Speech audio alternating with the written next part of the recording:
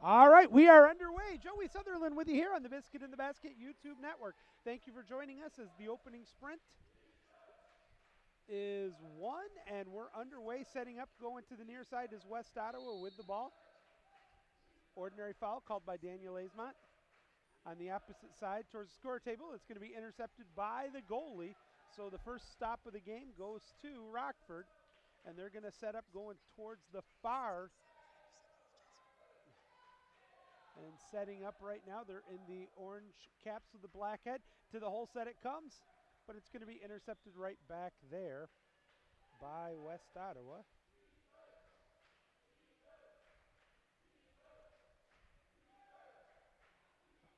It's getting nervous. Okay, here we go.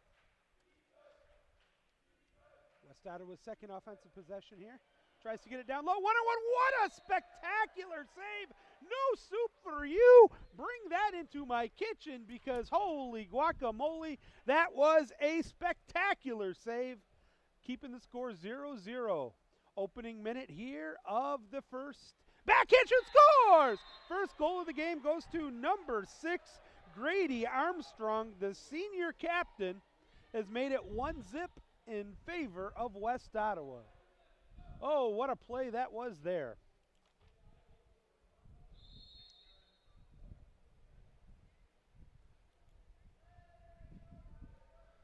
Now the Rams trailing for the first time, looking to potentially tie it up.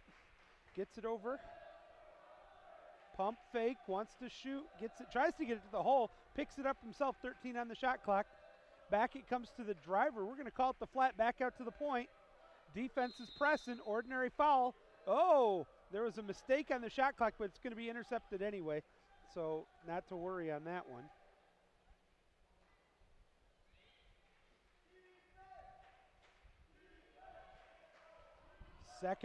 Third opportunity with a 1-0 lead as they get it across, but a great defensive play. Tipped right to the goalie. That was credit that steal to Cheney, Henry Cheney.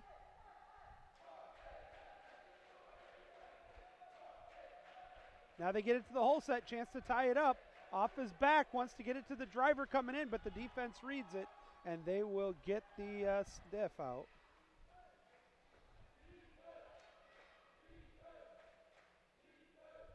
Taking a look, all right. Got Chase Joseph is over at the East Side Regionals, no score of that game. That is Pioneer and Walled Lake. He's got an exact opposite angle of what we have here. Check it out if you get a chance between the two streams as the Rams with another opportunity to tie it up. Right side, flat. Gets it down to the hole set. That's just an ordinary, not a kick out, down to the wing. Shot clock to 13, tries to force it in, 50-50 ball. It's going to be intercepted once again. Very good defense early on here from the West Ottawa squad. The 4 seed against the 1 seed Rams. Now they bring it down to the wing, wants to get to the hole set. They do so. The backhand is in the back of the net. And that is a nifty backhand there from number 11, Grant Milobinski, the junior. And it's 2-0, and with that, Craig Peterman will call the first time out of the game with 4:06 to go in the first period. It is the Panthers of West Ottawa on top. 2-0, you are watching West Regionals in the MWPA here exclusively on the Biscuit in the Basket YouTube network. Again, Biscuit in the Basket 2 has the East Regionals. Chase is over there at Ann Arbor, Huron. We're coming to you live here from East Grand Rapids High School, and what an honor it is to be back here. I can't tell you how much I've missed it, but it's just wonderful to be able to see everybody.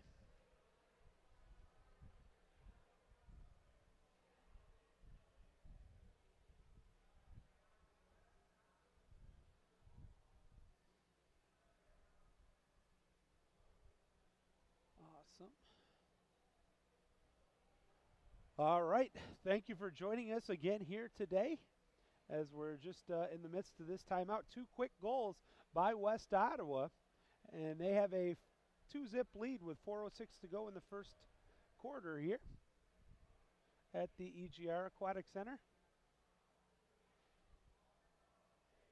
Take a look back at the action going on there. I would imagine it wasn't nice words from Coach Peterman there, but I gotta believe without a shadow of a doubt that Coach Werfel for West Ottawa is ecstatic with the start of this game for his team.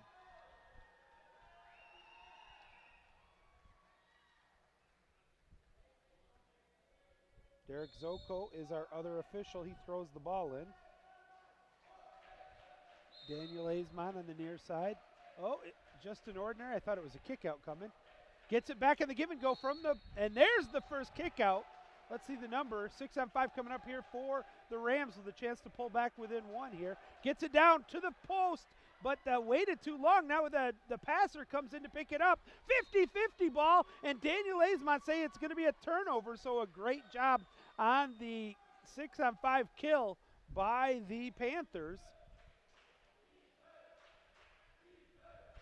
I believe the kickout was on number 11, one of the goal scorers.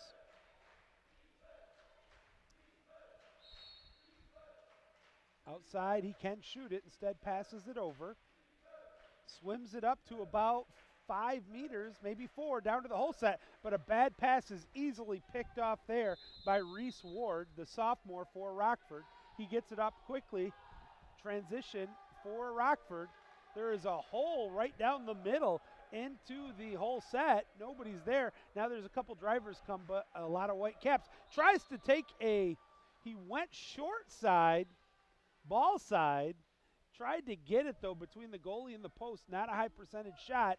It was easily stopped, and possession goes once again to the Panthers, up 2-zip here. Now we're down to 3 minutes to go in the first period. Swims it up. Driver comes in at about 3 meters. That'll be a ball under. Great defensive job there. Credit that to Geskis. Connor Geskis will get credit for that steal. Now into the hole set. There's the one-on-one they're hoping for. Nice defensive play. Second effort. Ordinary foul. Looks to pass it. Can't shoot it. Does so. Wants to get it back. Instead goes for the turn. Did he draw the kick out? Nope, just an ordinary foul. 15 on the shot clock. Shoots it, scores it. Biscuit in the basket, unassisted. First goal of the game there for Rockford. And that's going to lead to a wholesale line change. Credit that one to number 3, Davis Ward. The senior gets the goal, and he puts the Rams on the board. 2-1 is our score.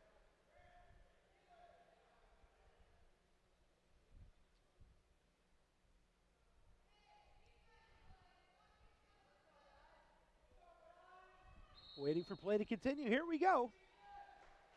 Pushing it up.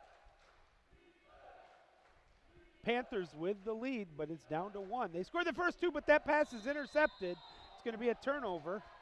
Bad pass there. That's a break. Right place, right time there for Lovell Shantz. Ordinary foul. Driver coming in. He got by the defense, but the pass was just off the mark, and now it's a 50-50 ball. Daniel Aizman says, though, it is a contra foul. Possession stays with Rockford. 20 on the shot clock. Down to the hole set, and a kick-out's coming. Chance to tie it up here for Rockford with his 6-on-5. Wide open from the point. Skip shot blocked. That's going to be a 2-meter, but the 6-on-5 will continue. That kick-out was called on Noah Williams, his first.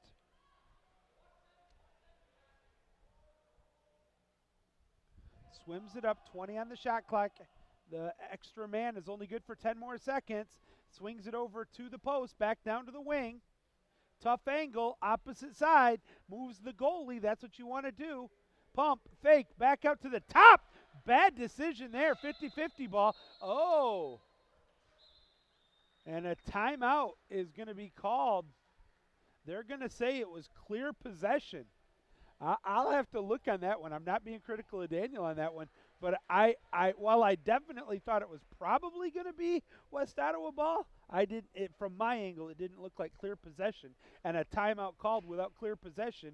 Well, you guys remember that from a couple years ago. In this same night, when it was it was actually on Saturday morning, Rockford and Grand Haven. the infamous faux pas timeout. We're at 1:48 to go here in the first quarter. 2-1, West Ottawa on top. They're on the timeout. I'm trying to see if I can get you a score update from the east side. All right. In 3 minutes since I last looked, it's now 7-zip Pioneer over Walled Lake. So not exactly a nail-biter for Chase over there, at least not in the first game. Much closer contest we have going on here.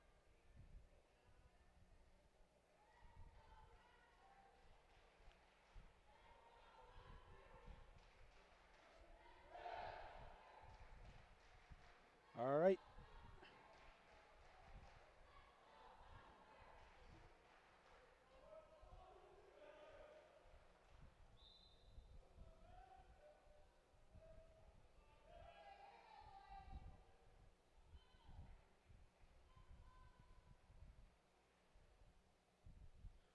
All right, back to live action here. After the timeout, it will start in the hands of the goalie. That is Will Boyer. He passes it up and then hustles back down. Ordinary foul called on Rockford.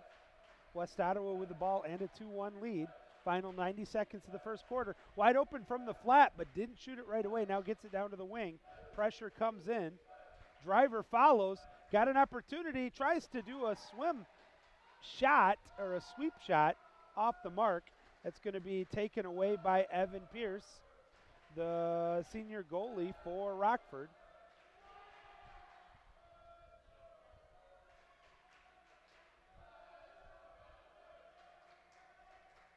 Down to 12 on the shot clock. Minute to go here in the first.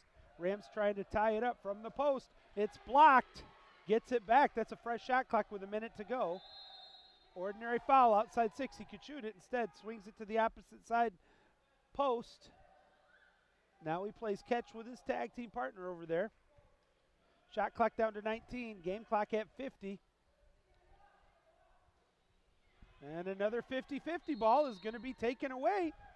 And I'm telling you, I have been thoroughly impressed with the defense here from West Ottawa. Look at this by the defense. Inside 3 meters, puts the shot. Another great save there by Pierce. Holy cow, that is 2 stone-cold saves by Pierce. And that's the reason West Ottawa's only up by a penny. 2-1 with 25 seconds to go. About a 4 seconds differential between the shot clock and the game clock. Rams trying to tie it up again. Goes down to the wing inside 3 meters. Draws the ordinary. 10 on the shot clock. To the hole set. One-on-one battle. Lobs it up over the cage out of bounds. It's going to go back to the Panthers. Panthers with a chance here just before the end of the period. 6 seconds. 5 seconds. At about 7 meters. 6 meters. 5 meters. Lobs it up. Puts it up off the mark. And that's going to end the first quarter. Holy cow, what a crazy first quarter at the end of one. It is West Ottawa on top of Rockford, 2-1. You are watching MWPA West Regionals here at the EGR Aquatic Center. Joey Sutherland keeping you company this evening. Over in the East Regionals at Ann Arbor, Huron, it'll be Chase for the East Side. We're going to step out for a quick second. We'll be right back after we make fun of Daniel Aizmont here exclusively on the Biscuit in the Basket YouTube network.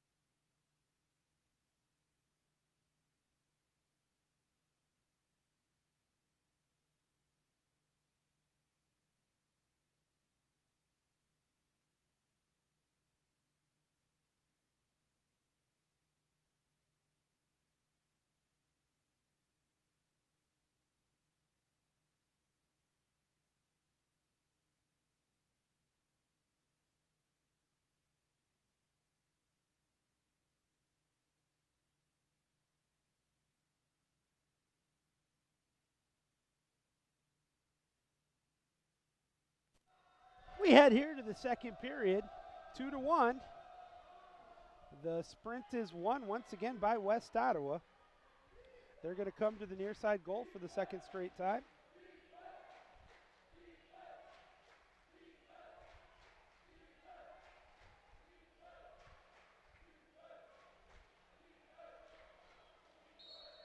Ordinary. Oh, no, kick out. Or no, excuse me. Yeah, it is a kick out. Rockford's first of the afternoon. So a 6-on-5 chance to recapture a 2-goal lead.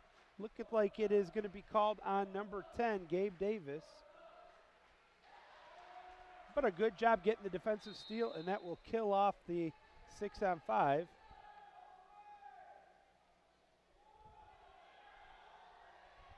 Rams with a chance to potentially tie it up here.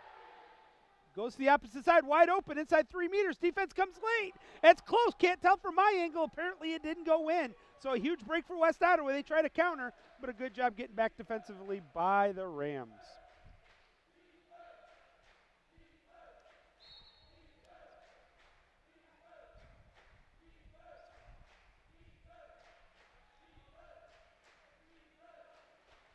Out to the point. Just 1 minute gone here into the second period. Still 2-1. Panthers on top. Pops the ball, looks to pass it in, but easily read, sniffed out, and stolen by Reese Ward.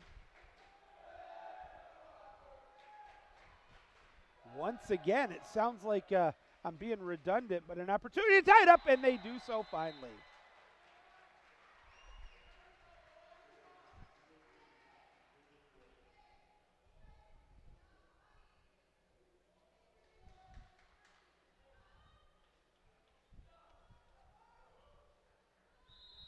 Got to see who that last goal was, but we're tied 2-2.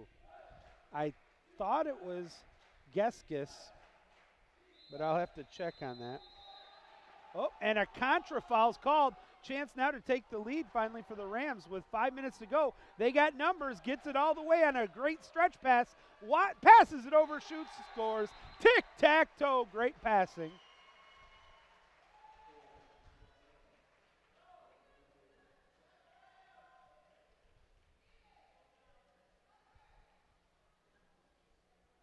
That goal is going to go to Gabe Davis, with the assist going that time to Geskis. And it's now, for the first time today, the lead for the Rams, 3-2.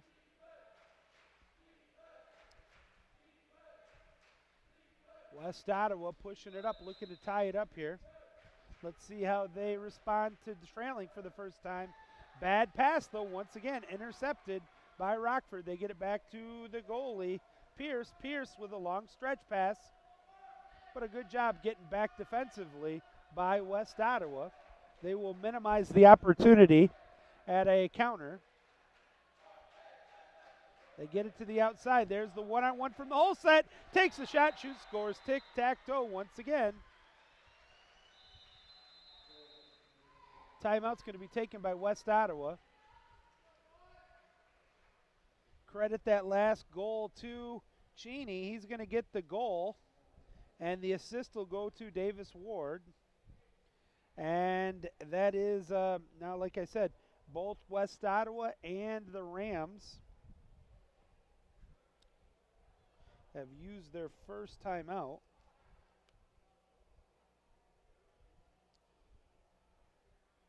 So our score, 4-2, Rockford on top.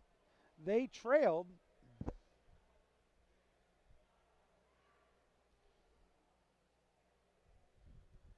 at the end of the first quarter, 2-1, but they have now gone on a 3-0 run to take the lead.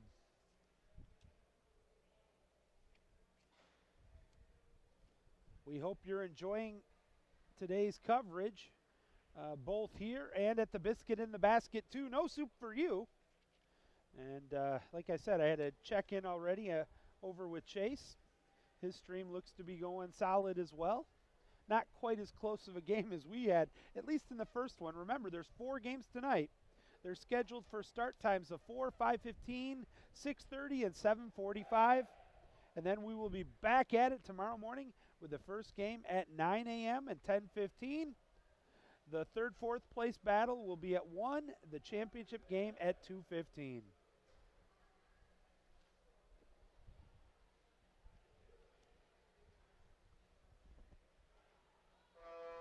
All right. There's the horn.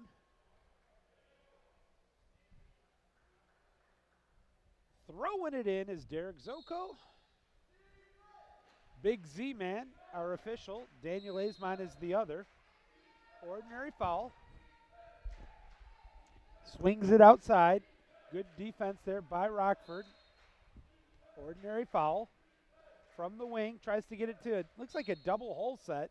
Another ordinary, but nobody's really open. They're too bunched together. Gives it up, but a kickout's coming on Rockford. 6-on-5 for the Panthers. And that's from the post. Down to the wing at about 3.5 meters. Over to the point. To the post, down back to the wing. That kickout's on Milibinski, his second. There's a nice save by Pierce. That's interesting, though. I beg your pardon, I said Milibinski. Obviously, it was Geskis, and that's his first.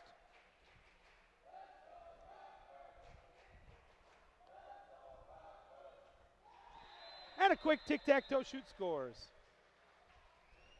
I believe that was Gabe Davis. Once again, his second goal of the game. Fifth for the Rams, who are now on top 5-2. 3:50 to go here in the first half before the two teams switch sides. I'll try to check again back on Chase's game.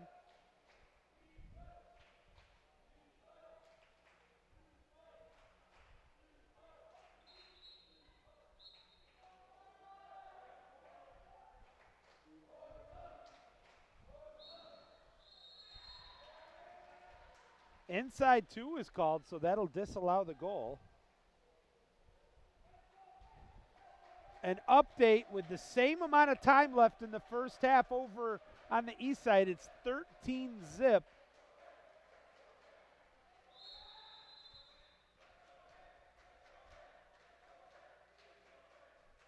Ann Arbor Pioneer over Walled Lake. Skip shot, what a block, gets a change, scores! Oh, that was great hands, quick reaction time, got the missed shot off the crossbar, picks it up quickly, puts it in the back of the net. Credit that goal for Rockford. That's going to Reese Ward, the sophomore, and it's now 6-2, Rams on top.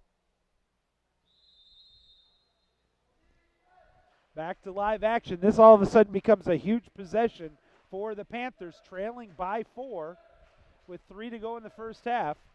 They'd like to try to get some of that momentum back they had to start the game.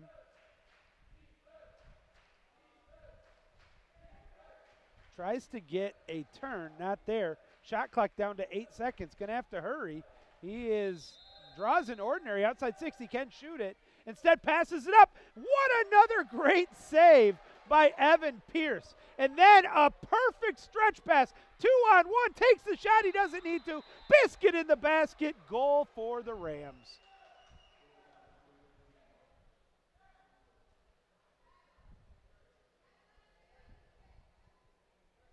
I think that's Hurst, Thomas Hurst, who got the goal. The assist on that one will actually go to Evan Pierce. And it's 7-2, a nickel advantage here now for the Rams with 2.5 to go in the first half. Lob pass into the hole, another kick out called on the Rams. That's going to be whistled on number 4, Cheney, his first. Another 6-on-5, but unable to take advantage, and they won't again. Great defensive play. That was a stone-cold steal from Davis Ward, his second of the game. But a turnover back to West Ottawa, but now we're back to even strength with 2 minutes to go here in the first half. Another ordinary foul inside 4 meters. Looks for the ball, picks it up. He has to pass it out, does so. Right side flat. Good pressure defense now from Rockford. Could have shot it, instead gives it to the point. Wanted to go to the whole set, but they're just too close. The help comes back and shoot scores. Oh, bingo. Number 4 finds the back of the net. Toonstra. Liam Toonstra gets the goal. And a big shout out to some of the fans watching us all the way from Florida.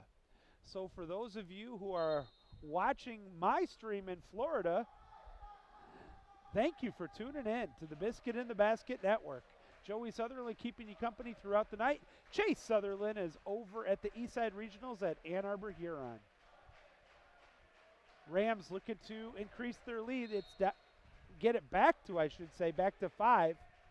Lob shot put up just over the cage. No touch. Nope, it wasn't. So that'll be a turnover back to the Panthers. Trailing by 4, a minute and a half to go. They'd love to get another one here and pull back within a field goal. And a shout out as well to our friends from Baldwin.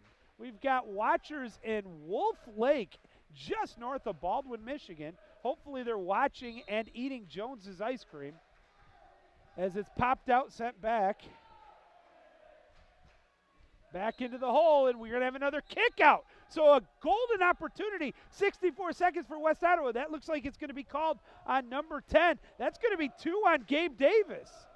This is a huge, huge opportunity here for the Panthers, who trail by 4. They get it from one wing to the other, wants to shoot it. Instead, passes it out, pump fake. Down low, 12 on the shot clock. We're back to even strength. Here comes the skip shot off the mark, blocked, but not by the goalie, so that'll be a turnover and another kill. Whoa.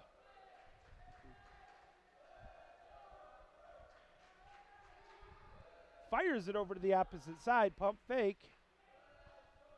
To the top. Good defense, gets by, and the kick out's going to come. No, a 5-meter with 21 seconds, or no, I guess not a 5-meter. Now it's going to be a second kick out, though. I didn't see the first number yet. It's going to be now 14 is the one of them, and they get the stop. So 14 is one of them. I got to see who the other one was. I'm trying to look at the caps as they come up. 6 seconds to go here in the half. Lob shot put up over the cage out of bounds. Looks like it was number 10 got the other one. So that's going to be 2 on Williams, and that's the half. A nice save there to end the half. 7-3. Rockford is on top at the half, 7-3. The two teams will switch sides. We'll be back in a few moments. Keep it here on the Biscuit in the Basket YouTube network.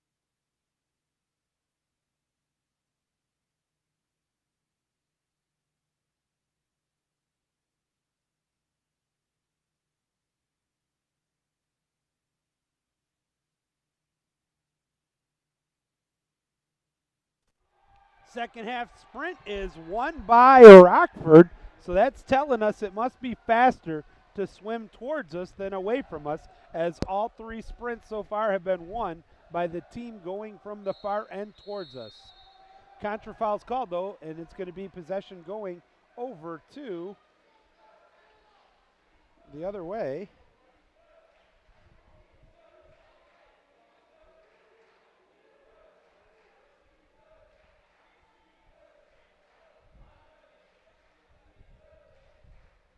Setting up for the first. And a shout out to one of my favorite people in the world. Holly Peterman is watching us. Thank you for tuning in. That, of course, is the lovely wife of Rockford head coach Craig, as she probably has to do the mom thing and go trick-or-treating tonight. 7-3 Rams on top early in the second half.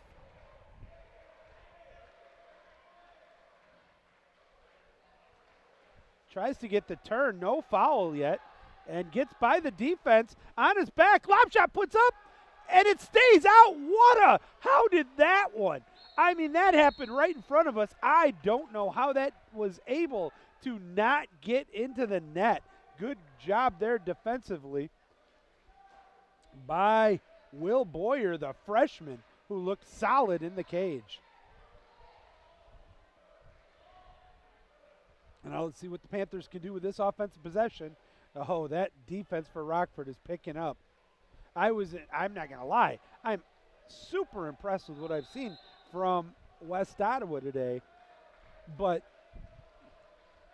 Rockford and Hudsonville, and really I'm going to throw in as well Jennison Granville, their defense is a different level of elite generally. Transition here quickly for West Ottawa. Look at this, wide open from 3.5 meters on the wing. Lob shot put up, hits the crossbar. Battle for the loose ball. The Panthers have it, shoots and scores. That's a good job sticking to it and finding the back of the net. And he looks absolutely exhausted, tapping his head, which means he wants to come out. Let's see if they saw it, though. I don't think they did. That goal, though, was number 11, Milibinski. That's his second. And he's not able to come out. So let's see, with the score now 7-4, how Rockford answers. And a steal there. Nice job. They kick it back over to Boyer. Boyer fires it. Man, he's had perfect passes on the stretch. Both goalies have. Evan Pierce as well. Tries to get the turn. That defense was sick, and that's going to be a steal. He needed help quicker, and unfortunately, you got to get rid of that ball. You've got about, I've talked about this in broadcast before, you really, truthfully, when speed is moving, unless it's a half-court offense, you got about 1 second. And then if you're already not double-teamed, you're going to be, oh, what a work there. Pumps the shot, goes short side, cage side, and puts the bin to the basket of the net. That's Liam Harkema.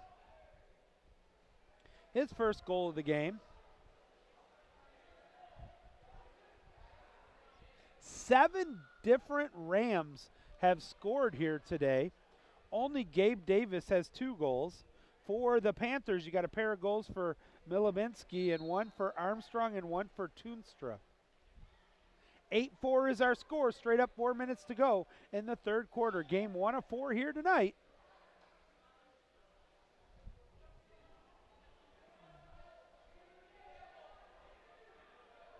From the wing, gonna have to do something with it. Shot clock down to 10 seconds. Gets it, shoots, and scores. Nicely done. Looked like good defense too.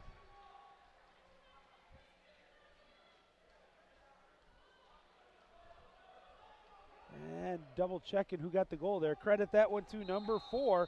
That's the second goal of the game for the senior Toonstra. That'll bring it back to a 3-goal game. 8-5, Rockford on top. 3.5 to go here in the third. To the hole set, backhand coming, but a kick out first. They left him wide open. Nobody's there. And the worst part, oh, what a block. Possession stays with the Rams. Fires it open, wide open, quick shot, shoot, scores. Number 20 finds the back of the net. Ryan Meyerholtz, the junior, gets the goal. Hamburger helper on that one will go to Connor Geskis, his second assist of the game to go along with a goal. And it's back to a 4-goal advantage for Rockford and a classic 1980 Dolly Parton song, 9-5.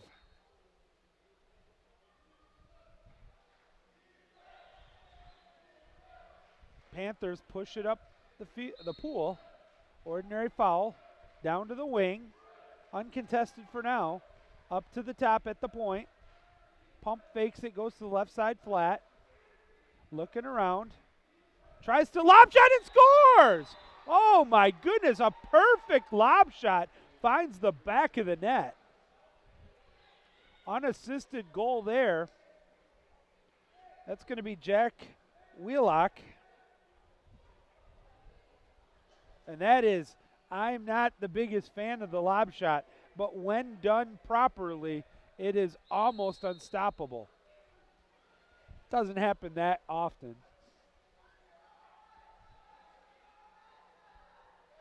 Rams lead down to 3, 9-6. Quick sweep shot held on to there by Boyer, and a timeout's going to be taken by Coach Warfel.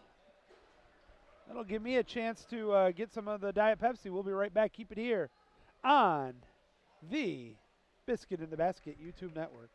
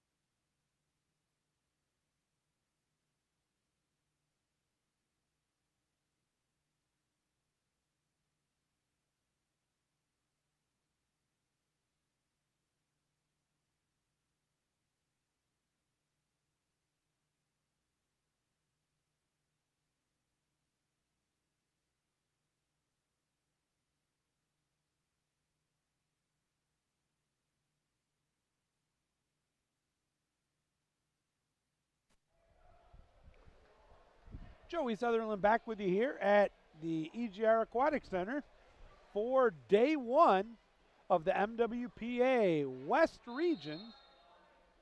Rockford and West Ottawa doing battle. Following the timeout, setting up here is the Panthers trying to pull back within 2.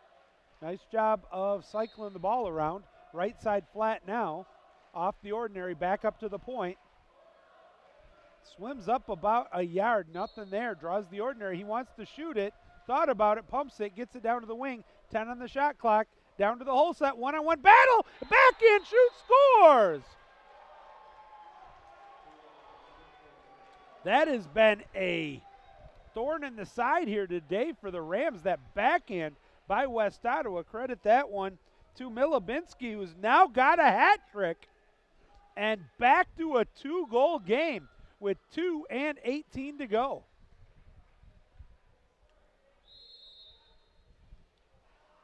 Subbing out here is Luke Connor for Rockford. I didn't see who else came out. Rams need a goal here. Their lead down to 2. Kickout's coming though, 6-on-5 for Rockford. Looks like the kickout's on number 6, Armstrong. but the West Ottawa defense gets a stop. That is huge. Mark that one with 1:53 to go.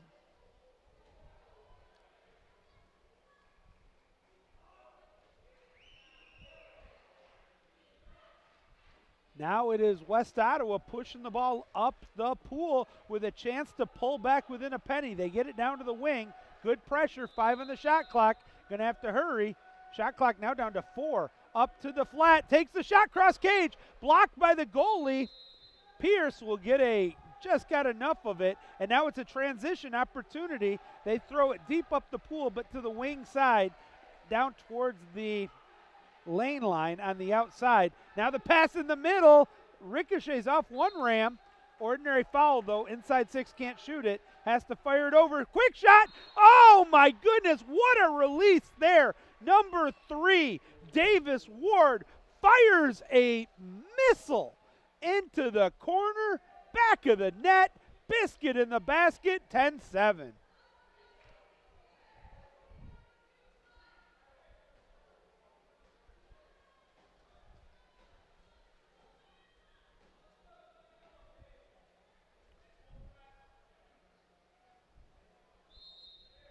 Back to live action here.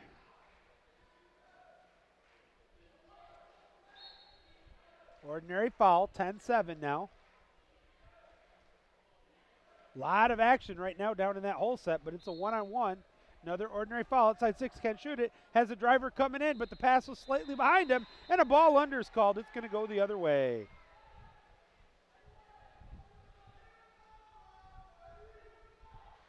Looking. Fires it down. 1 minute remaining here in the third.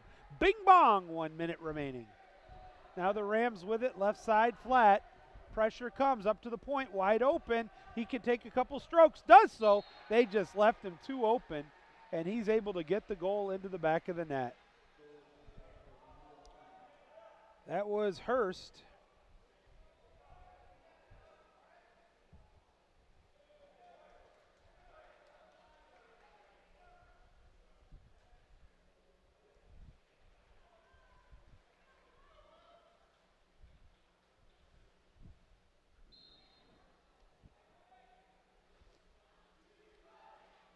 (11-7), back to a 4-goal advantage for Rockford as the Panthers try to cut into this deficit now. Gets it down inside 2, but from the wing. Looks for help. Fires it to the opposite side. 50-50 ball. West Ottawa's lucky to keep possession there. Inside 10 on the shot clock. Ordinary foul. Can't shoot it. 7 now with 24 on the game clock. Looking for somebody to pass to. Fires it over to the opposite side. 3 seconds. That's going to have to just dump it. And it will be Rockford ball. And a timeout taken. Just a setup timeout taken there by Peterman. He would like to get it back to a 5-goal advantage.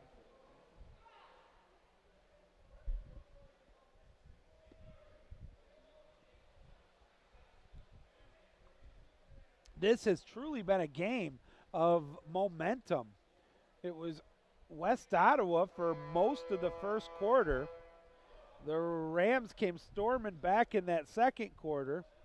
And then here in this third quarter, we've seen a little bit of both ways. Started out where West Ottawa brought it back to a 2-goal game. Now it's 4 once again. 13 seconds to go. Rockford with the ball. Takes a shot, shoots, scores. Good passing. Burying the biscuit is Cheney, his second. And it's now 12-7.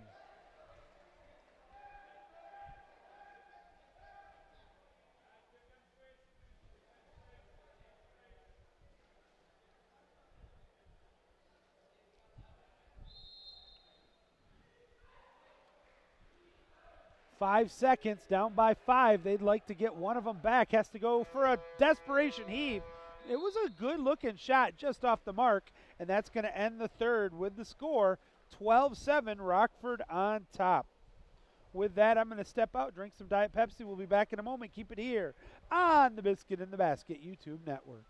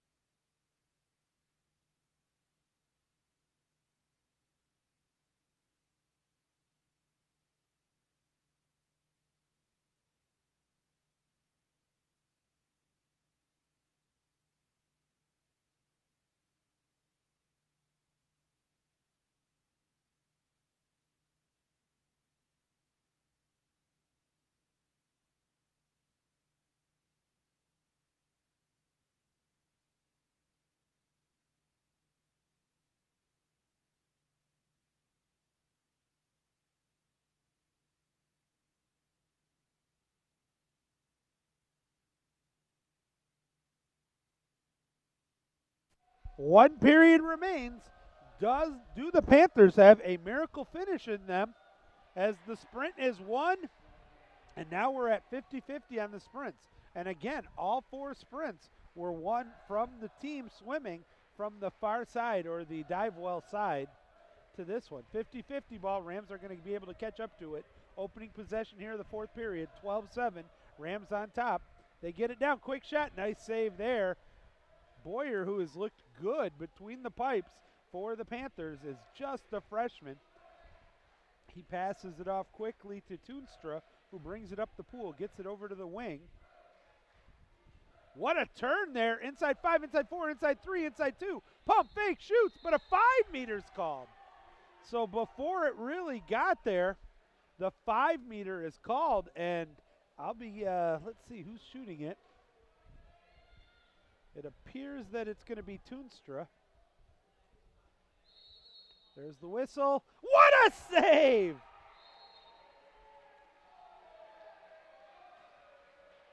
What a flat-out cold save by Pierce. When it was still West Ottawa on top early, it was the saves of Pierce that kept really from West Ottawa jumping out to a much bigger lead. And then that one there in the opening minute of the 4th quarter might be the game changer, saver. Possession remains with West Ottawa, but the shot clock down to 15. 50-50 ball intercepted by the Rams. Whistle blows. Technically, it'll be a contra foul. Popped it, swimming it up the pool here for Rockford. It is Geskis. He slows it up at about 8 meters, looking for some help. Goes to the opposite side. Down to the driver, coming in from 3 meter shot. What another great save there. Holy cow. You are seeing the tale of 2 tapes. The seasoned veteran of Evan Pierce, who's looked remarkable, and then the young and brash Will Boyer, who has really impressed me today. 12-7 still our score. Another steal there by Rockford. 5 minutes remaining now. The unfortunate part about Friday night of the regionals, the losing team, their season is completed. It's the nature of sports, but it doesn't make it any easier. And a timeout, and I believe that's just a setup timeout coming up. And I think that's their last one. It is for West Ottawa.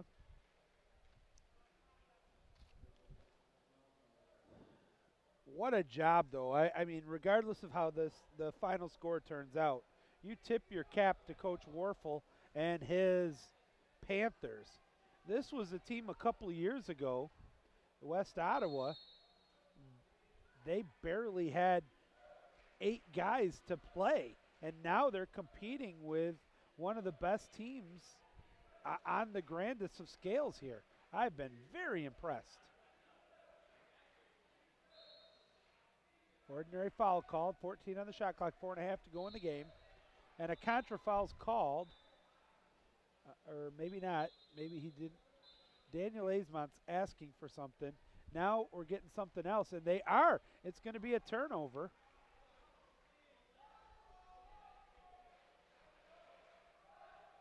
I would love to know, as there's smiles on the face of both Daniel Aismont and Derek Zoko, as Daniel had a quick conversation with Craig Peterman. Doesn't really matter, though. Rams have the ball, 4:25 to go. Swims it up uncontested at 6 meters. Goes short side, hits the back of the net. Nice job there. Pump fake by Davis Ward. That's his hat trick.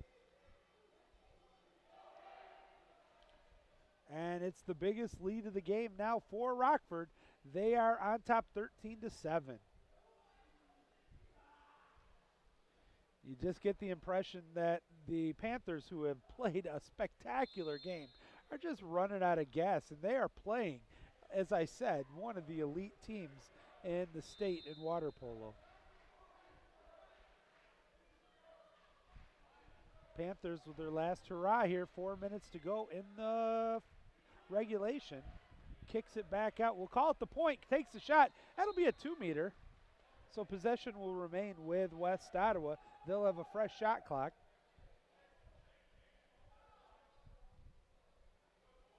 Tries for the turn, draws another ordinary.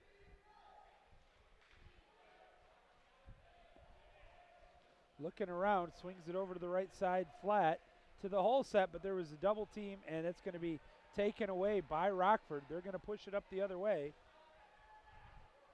Credit that last steal to Geskis.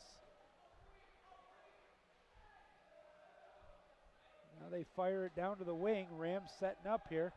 From one wing to the other, they want to get that ISO at the hole set. Instead goes for the turn. Could have been a kick out, and it is. Drawing that kick out was Gabe Davis. Getting the kick out is Milibinski, and that's his second. Takes the shot, shoots and scores. Reese Ward with his second goal of the game. Sophomore's looking good, and it is now a football game. Rockford on top of West Ottawa, 14-7, up by a touchdown with 3 minutes to go in regulation. Didn't see what it was, but Coach Warfel was asking Daniel Aizmont for a clarification on something. Out it comes to the wing. 3:15 now to go in the game. Nice little turn there, but good held steady defense. Ordinary foul, left side post.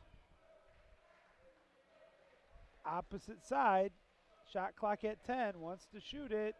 Does. Nice read and a good save by Pierce.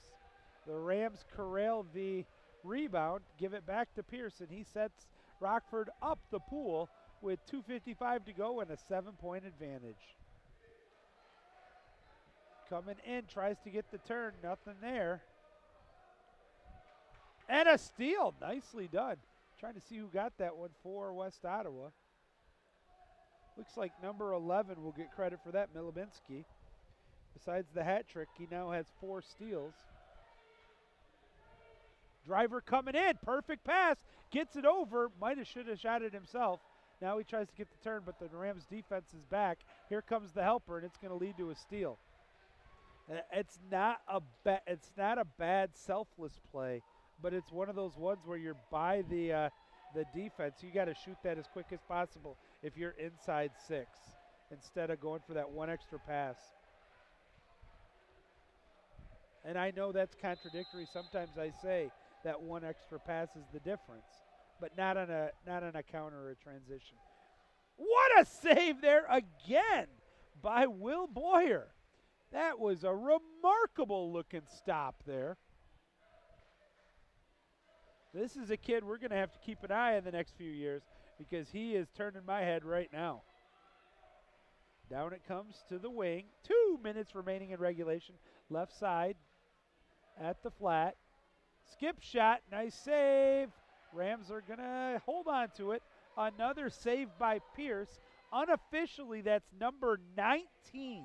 He's got 19 saves in the game, including a 5-meter.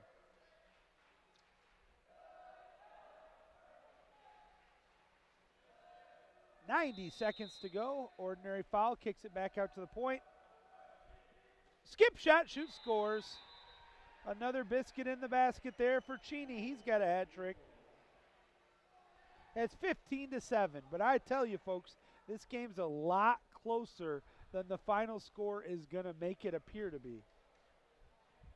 And I'm very impressed, again, as I've said, with the play tonight of West Ottawa. They have given everything they have against a very talented Rockford Ram team.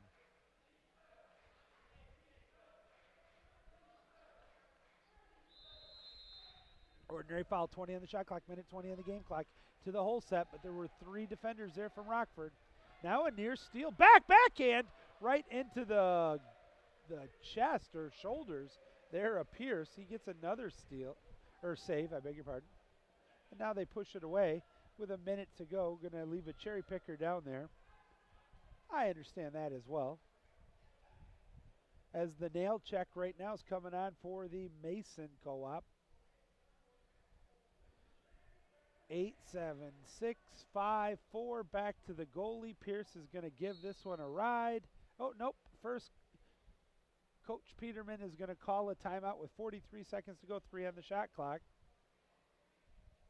Ricocheted off the wall, hit the official Daniel Aizmon's shoulder, makes it into the water. He gets the backup ball as the timeout will continue.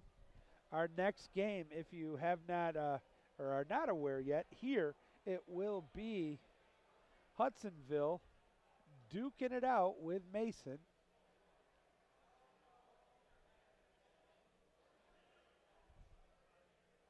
In the 2 versus 3 seed.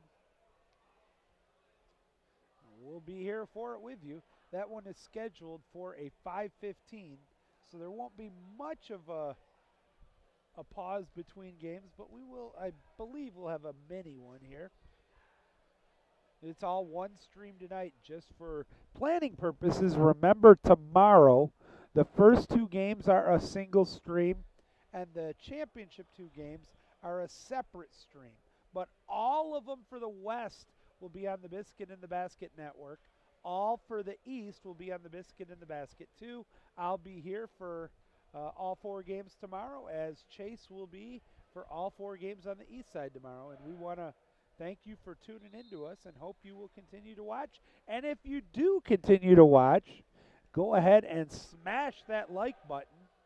And you can even do us a bigger solid by go ahead, if you're not already a Biscuit in the Basket subscriber, please, why don't you join our family of Biscuit in the Basket subscribers, or subs as you will. 3 seconds remaining here with the ball coming up to the mid-pool. I'm sure they're just going to take the quick shot. It was field blocked, and that'll end it. That is a live ball because it was a shot, and getting to it is Boyer. He draws the ordinary foul. Now he can pass it up 1. I like the hustle there from Sluter. Back to the hole set. Wants it. Can't get the foul. And where the shot clock's turned off, Rams can run this one out. They swing it over to the corner. Final 15 seconds. T-minus 10 seconds. Back down towards the defensive end. Gives it back to the goalie, Pierce. That's apropos, and that'll do it. Congratulations. Our first ticket punched to the state championship will be the Rockford Rams with a very impressive and, for the most part, hard-fought 15-7 win over West Ottawa. Again, I tip my cap to the Panthers. What an effort they put forth here today. Just a little too much talent on that Rockford side. But this is a West Ottawa team with a bright future and a spectacular freshman goalie in Will Boyer. We're going to step out, get ready for our next match, which is scheduled to start in 13 minutes. You can watch warm-ups. I'll just cup the mic, and we'll be back in about 10 minutes here on the Biscuit in the Basket YouTube network. Joey Sutherland keeping you company. Try to get a result here from Chase from the other side. And we'll have that when we return.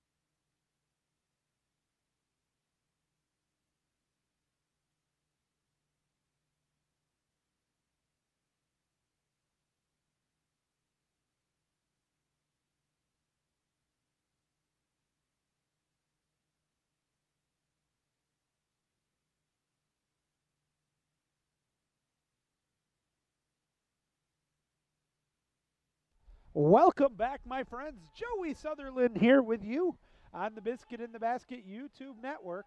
We're coming to you live here from the East Grand Rapids Aquatic Center, where we are in the second game of the West Regionals.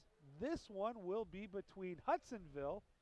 Hudsonville will start out on the far side in the dark caps, and Mason Co-op in the white caps here nearest us, with Coach Josh Arendt for Hudsonville and Coach Betsy Collins for Mason. Had a great opportunity to talk to Coach Collins before the game.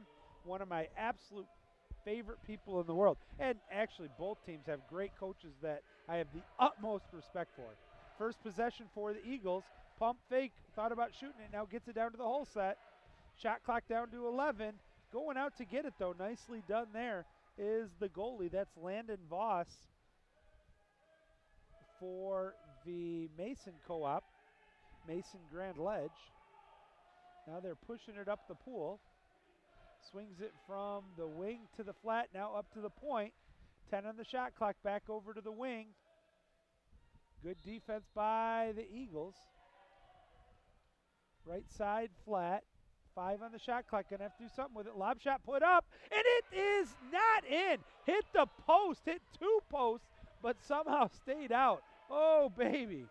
That was a good look there for the Mason squad, but now look at the counter opportunity here.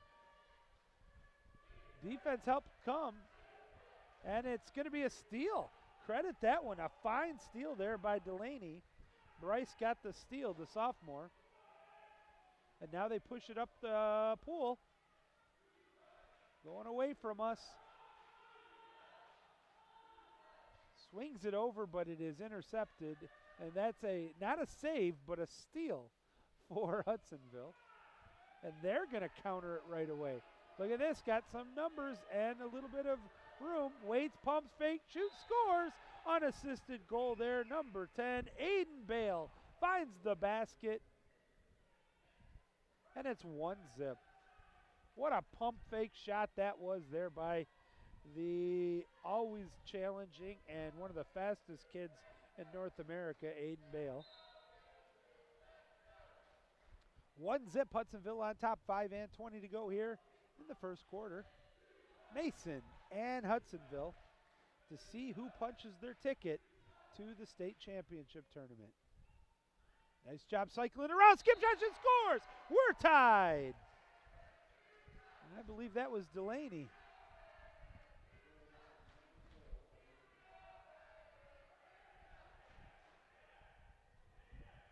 (1-1) after that fine skip shot there.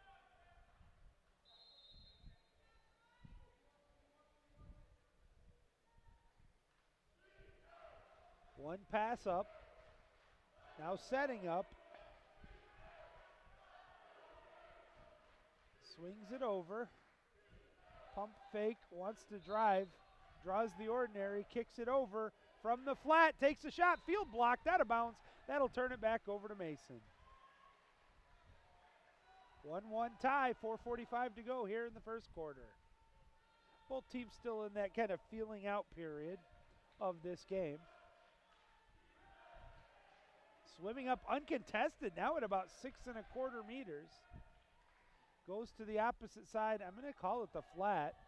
Now to the point. Bad pass intercepted. And, oh, he swam by the ball. Now it's a 50-50 ball. And it will remain Hudsonville possession.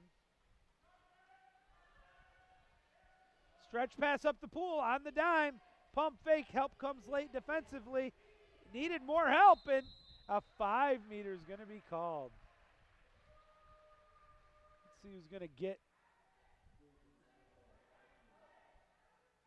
And that's going to be on, it is on Bryce. It'll be his first. Let's see who's going to be shooting it. Looks like it will be Kilgore.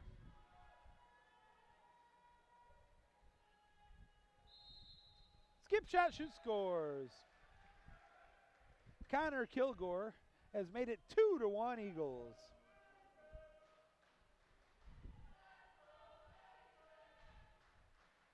Now the Baguette group is cheering on the Mason squad. They got a good following here. for a Friday afternoon. You can kind of see them in the red in the backdrop. Down to the wing, 15 on the shot clock. To the hole set, one-on-one battle, but the help came. That was a great read, but then it back a ball under. What a play there to get a quick steal. Now there's both teams a little discombobulated, trying to get some space. They got to be careful, both teams, to not give a mismatch. Go short side, and it hits the post, and it's corralled. Great job. Now the long, perfect stretch pass. Pump, fake, wants to shoot it. Now he's going to slow it up. Wait for the rest of the team to get into position. That's a perfect pass, though. Shoot right into the gullet, and an easy save there from Voss. I didn't see what happened away from the play. Daniel Aisment wants the ball out. Folks, I honestly don't know what happened there.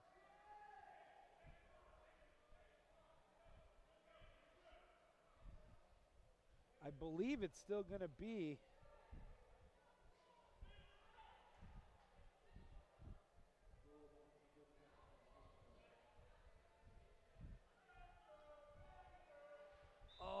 the goalie put it in on himself.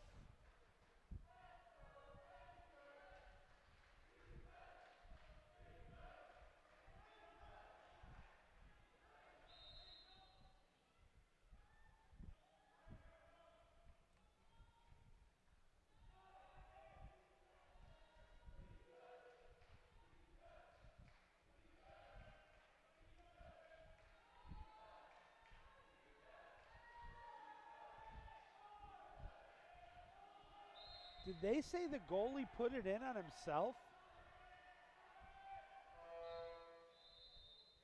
And a shot clock violation. I'm still looking for clarification. Either way, the scoreboard says 3-1. So I'm going to have to assume that's what it was.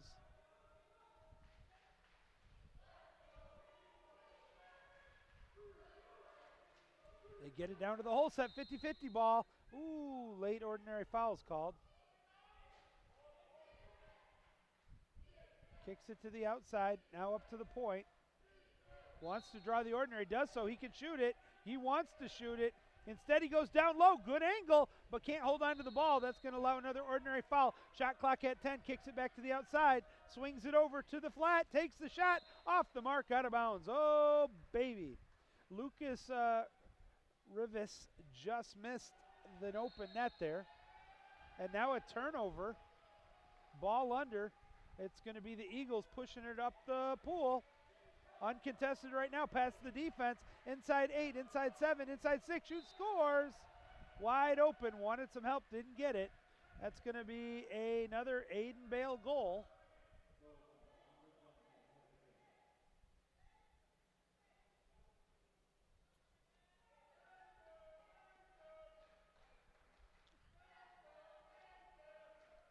Two and 10 to go in the first.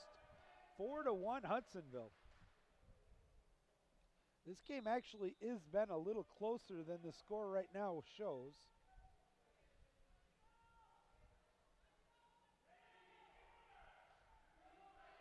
It's a big possession here with 2 minutes to go in the first for the Baguettes. Opposite side from one wing to the other. Ordinary foul. Inside 6, can't shoot it. Gets it up. Wide open. Oh, hit the post again. Man, the Mason squad is shell-shocked because they have hit 3 posts already. And now a chance. The skip shot scores. That's a hat trick for Aiden Bale. It's 5-1. That one goal right now is huge, where it looked like it was a stop by Mason. The ball is in. So instead of what could have been, that really has changed the momentum since that point. Minute 35 to go in the first quarter. 5-1 Hudsonville on top. We'll step out real quickly. Be right back. Keep it here on the Biscuit in the Basket YouTube Network's coverage of the MWPA Regionals. We'll be back.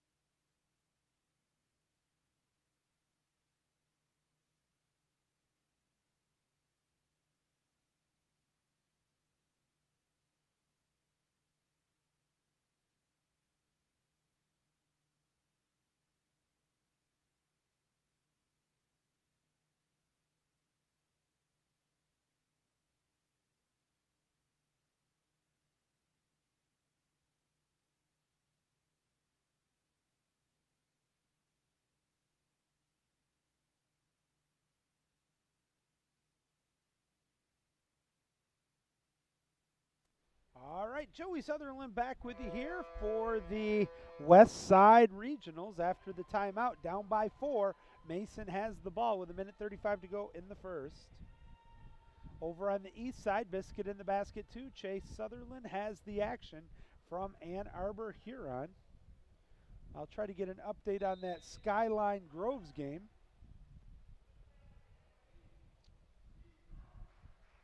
Nice job passing it around, up to the top, but the defense comes in late. Nice job. Oh, no, it's intercepted and off to the races by the defender. Oh, he swam right through it. That is textbook Polo. Inside 7, 6, 5. Defense comes late, and there's a kick out, not a 5-meter. Oh, I thought that was going to be a 5-meter. Drawing it was Lucas once again for the Eagles. Let's see who got the kick out. And that's going to be the second on Bryce Delaney. Skip shot, block, saved. And this time they don't let it get by. They give it back to the goalie.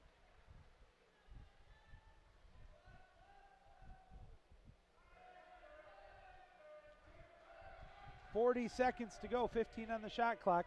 Down by 4, big possession. Every possession when you're down by 4 in regionals is big. But the Mason squad would love to get some momentum back. This is just so tough against a team so well coached defensively like the Eagles. And a contra foul is called. Possession is going to go. That happened away from the ball. There's about a 1 second differential between the shot clock and the game clock as the Eagles push it up the pool.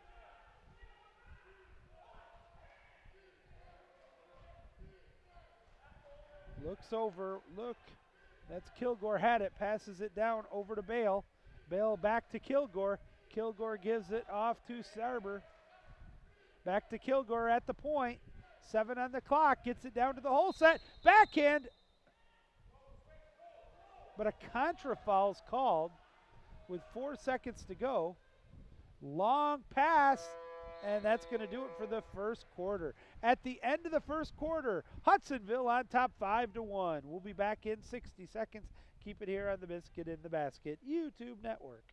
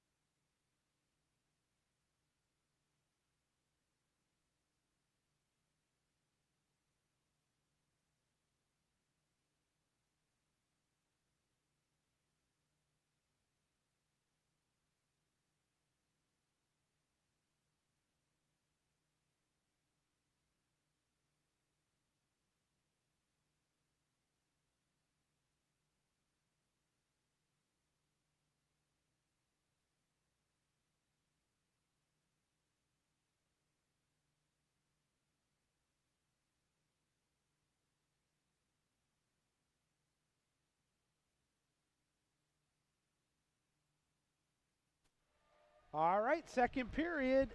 It is Hudsonville with a 4-goal advantage. And the sprint is won once again by the Eagles. They're 2 for 2 on the sprints.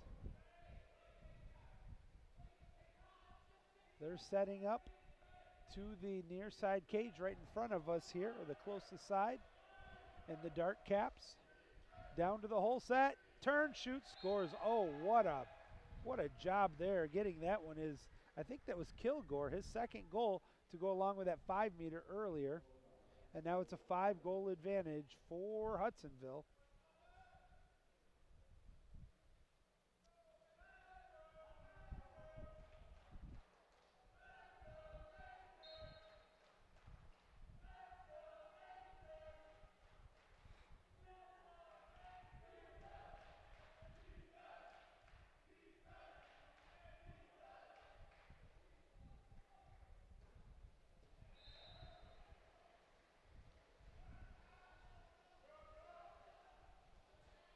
All right. As we return to live action here, pump, fake, shoot, scores. Bam! Another quick goal. And the Eagles right now are on fire. That was the 4th goal of the game already for Aiden Bale, the junior. And he has been almost unstoppable.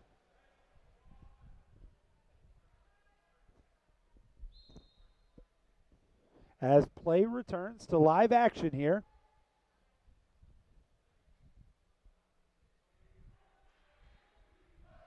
Mason trying to cut into this deficit. They had some good momentum early, but like I said, a lot of the momentum seemed to leave on that weird play that happened. There's another steal, though, by Hudsonville. They're pushing it up the pool once again. Credit that steal to Bale. That's his 3rd steal to go along with 4 goals. Perfect pass, opposite side, pump, fake, shoot, scores. That's a goal for Lucas, with the helper going to Bale. And it is now all Hudsonville with 5 minutes and 40 seconds to go in the first.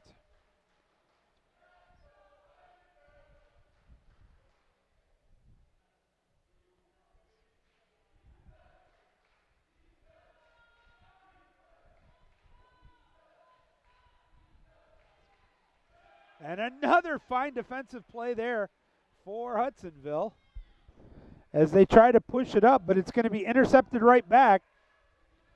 Fresh shot clock.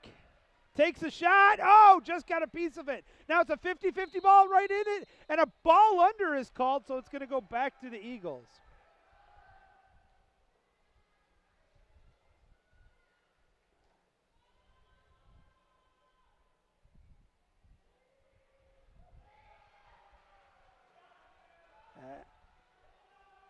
Back it comes after that play. Apologize, folks. I got a request to check my audio levels, but I'm not really seeing any issues. And the couple people that I have watching for that for me are saying that they're not having problems. So I'm not sure yet. I'll keep trying, though, as that lob shot's put up over the cage out of bounds.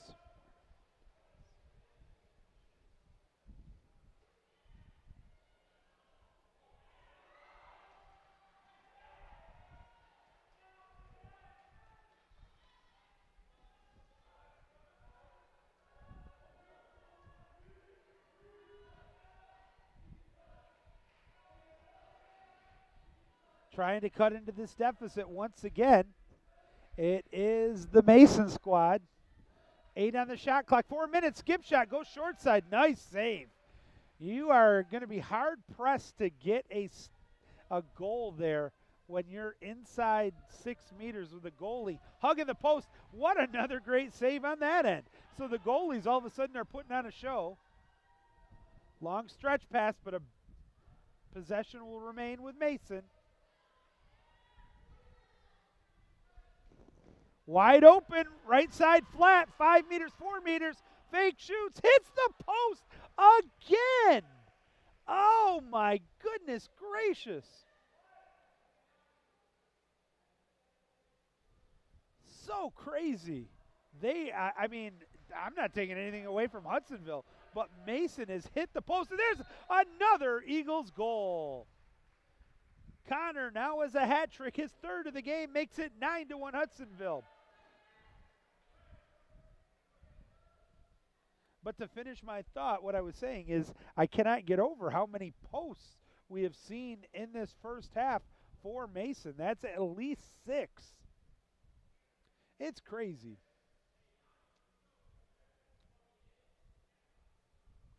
All right, couple substitutions for both teams respectively.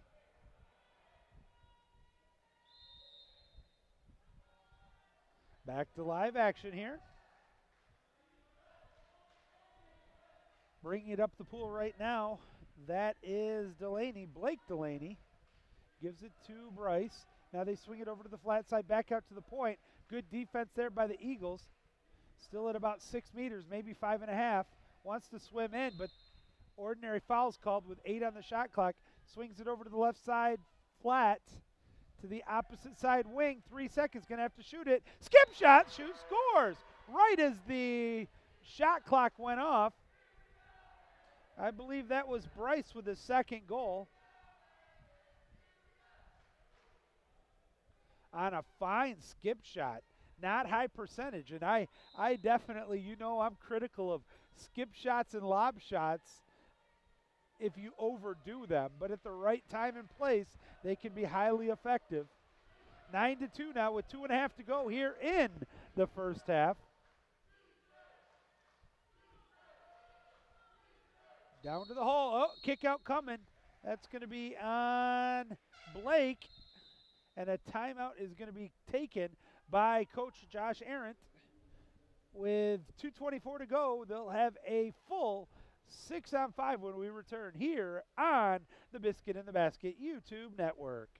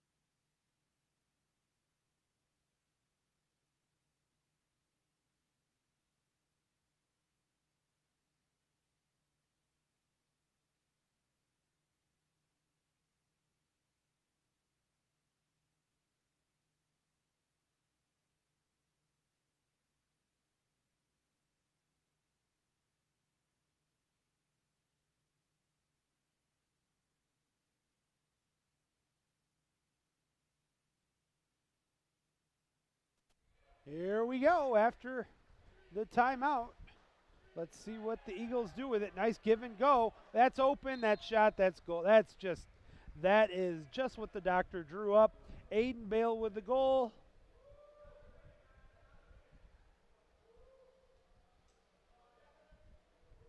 And it's now 10-2.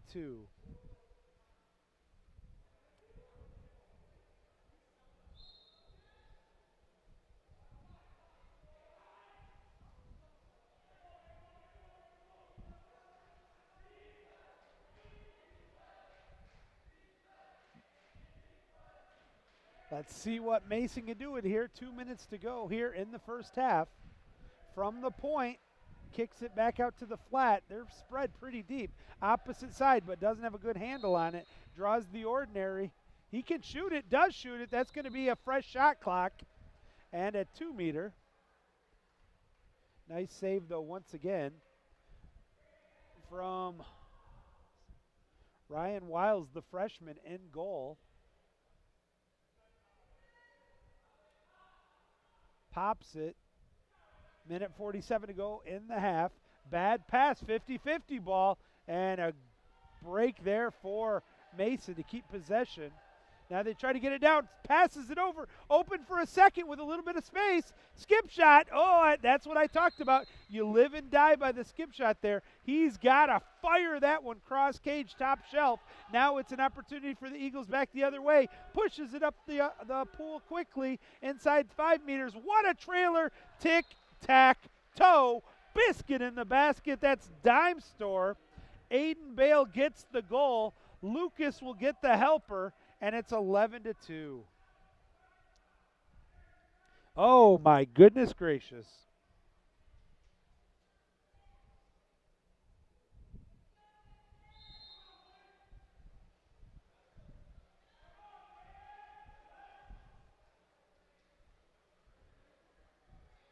Up it comes from the wing. Looking for anything to change the momentum right now is Mason. Down at the wing, inside 4, inside 3 probably. Tough to see from this angle. To the flat, 6 on the shot clock, under a minute. Cross cage, that's another 2 meter. But another nice save there from Wiles.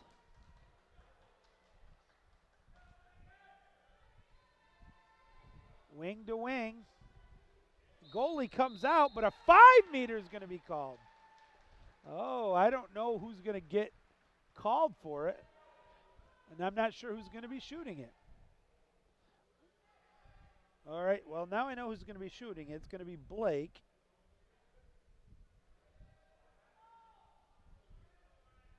But I still didn't see who got credit for the...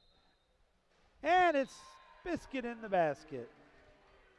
His first goal of the game on the 5 meter makes it 11-3 with 45 seconds to go in the first half. Game number 2 of 4 here tonight. If you joined us late, it was Rockford, and a lot closer than the score will indicate. Victory over West Ottawa, 15-7. On the opposite side of the state, it was Ann Arbor Pioneer over Walled Lake, 21-5. Both those teams have punched their ticket now to the state. Oh, gets it down to 2, and what a sweep from on his back into the back of the net. Lucas Rivas with the goal. Rivas.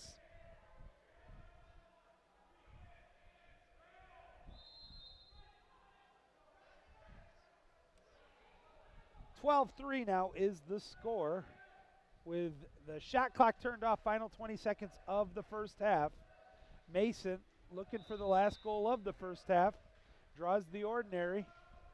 Has to bring it back outside. There he does. Swings it over. Open, but he can't hold on to it. 50-50 ball possession remains with Mason. Goes to the opposite side. 4 on the game clock. Lob shot put up. It's in.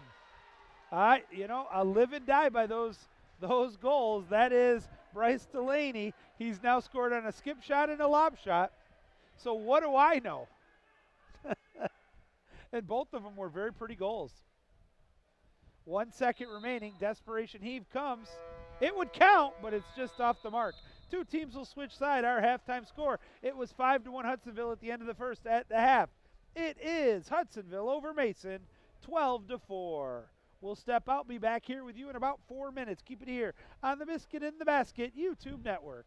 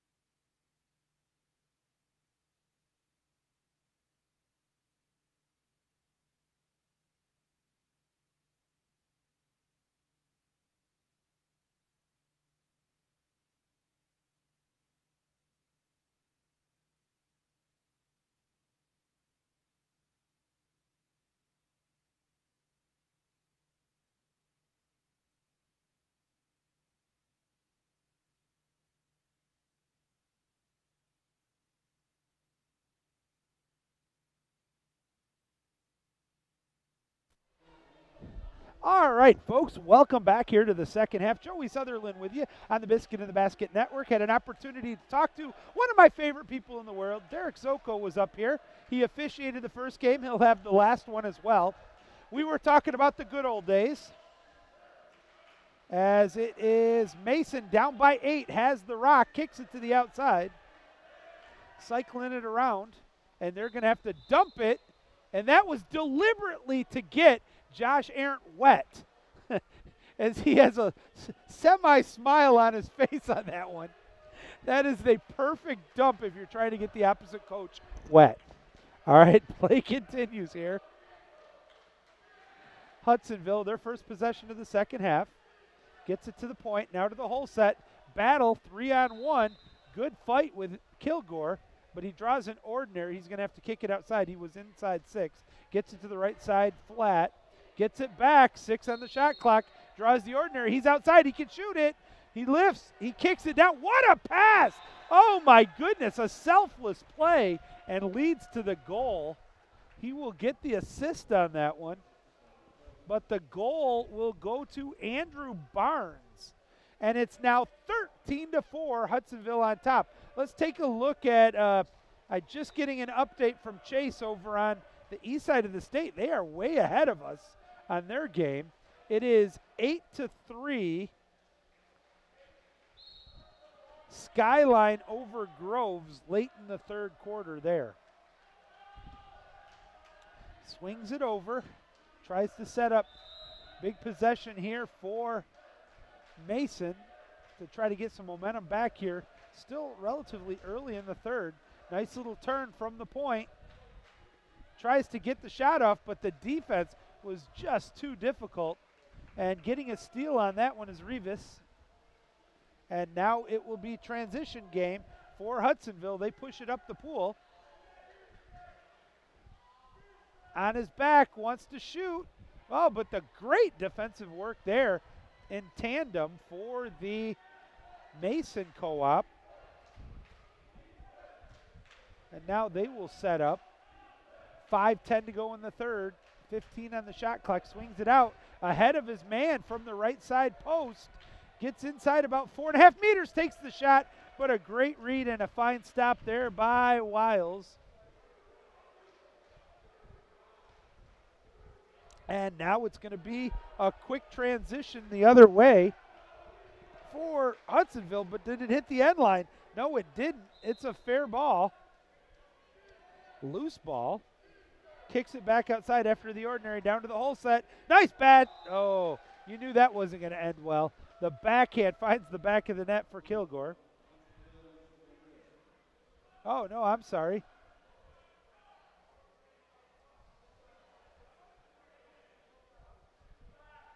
No, it most definitely was.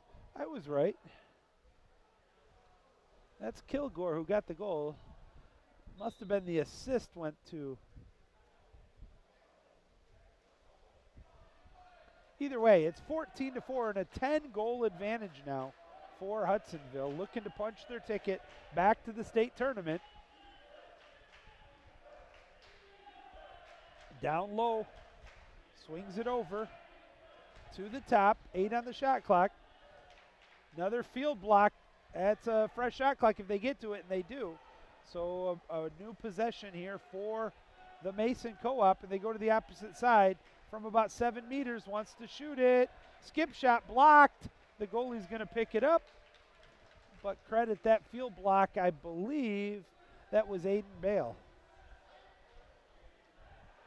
Or Brendan Lawrence. I'm not 100% sure. Now it is the Eagles on the offense. Left side, down low to the wing. Ordinary foul called. Kicks it to the whole set, and a kick-out's coming. 6 on 5. We haven't had too many of these. That's going to be called on number 4. That's going to be his third. And unfortunately, his day will come to a completion as the Eagles cycle it around, get it from one wing to the other, to the post. It's going to be intercepted. But unfortunately, as I said, that will do it for the sophomore, Bryce Delaney. And he had 3 of the 4 Mason goals.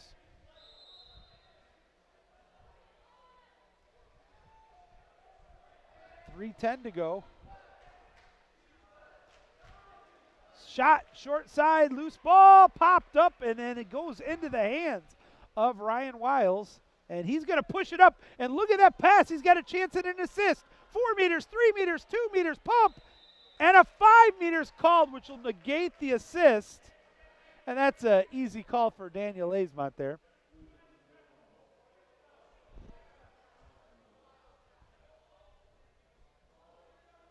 Looks like Kilgore's coming up to shoot it. This will be a second attempt at a 5 meter.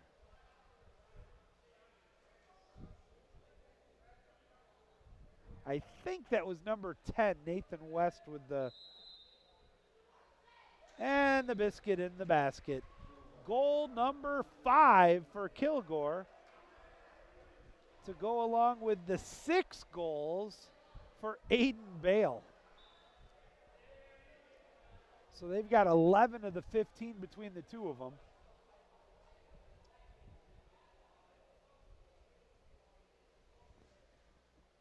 .251 to go here in. Oh, and a timeout's going to be taken with .251 to go, and we'll step out. We'll be right back with the score, 15-4. Hudsonville all over Mason late in the third. We'll be back.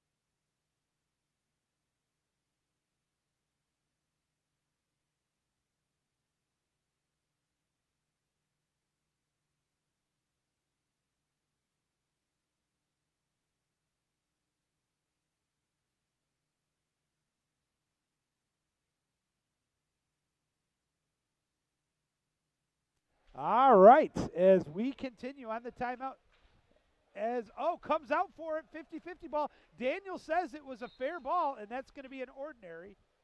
And you could see Daniel was making sure that the players knew, play on, play on. Now it is Hudsonville. Look at that turn.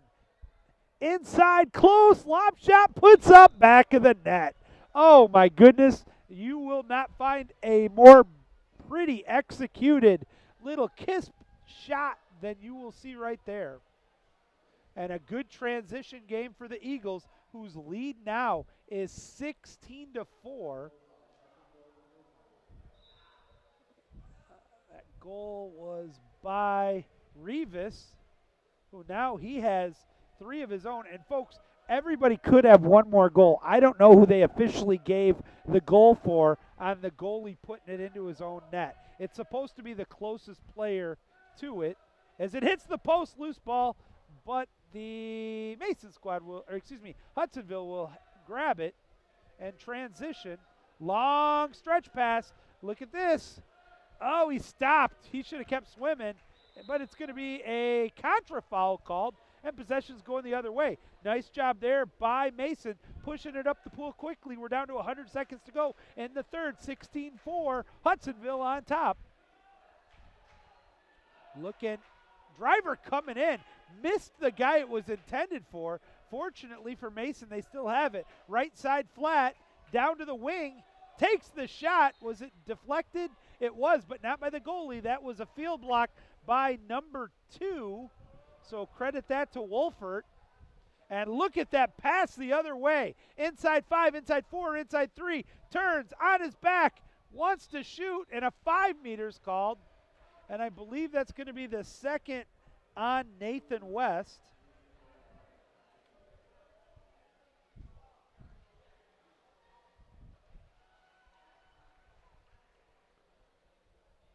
Is that 5 or 3? Shooting. Skip shot, shoot, scored.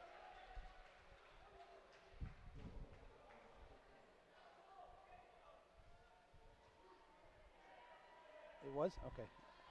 Yeah, I can't tell if that was Trevor rolling or if it was Lucas Rivas. It's so hard to see from that far side. Whoever I am not giving credit where credit is due, I apologize. But the score is 17-4. 1:07 to go.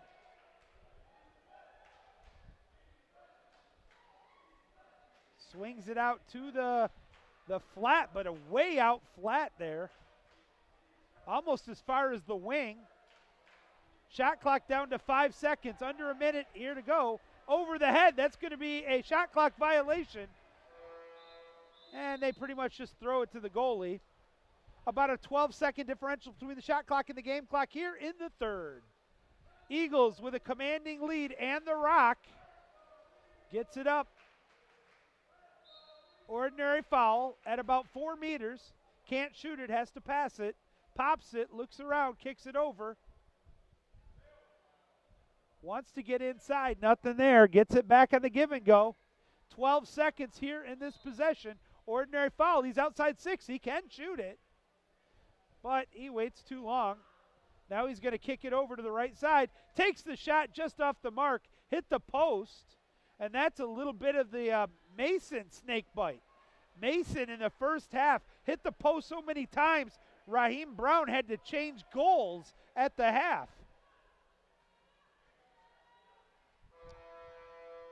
That would have counted, but that's going to do it for the third. 17-4. We're going to have a short fourth period when we return. Keep it here on the Biscuit in the Basket YouTube network. I'll try to get a score update for you from the opposite side of the state. We'll be back in 60 seconds.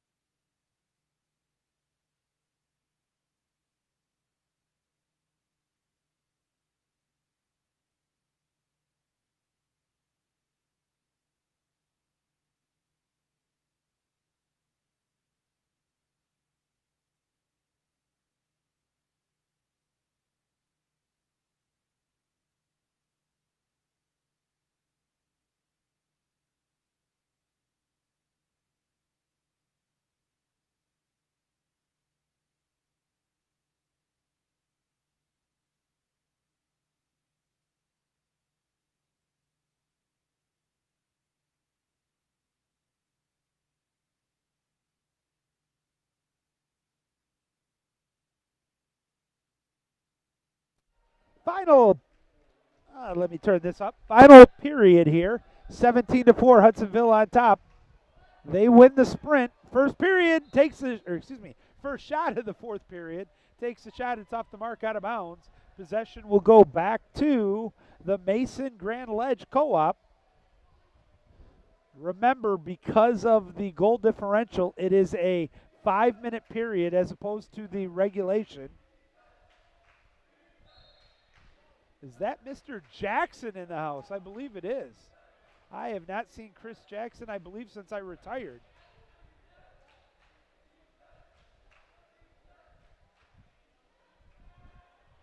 Great defense there by the Eagles as Mason tries to get it up. A kick-out's coming? Nope. Yes. And almost a bad turnover right away. Now let's see, setting up. They're going to call that kick-out. Was on number 11 for the Eagles, Barnes, Andrew Barnes, his first. This is where the Eagles have been at their best. They play such a tight, good defense in the defensive 6-on-5. We saw that from Rockford in the first game.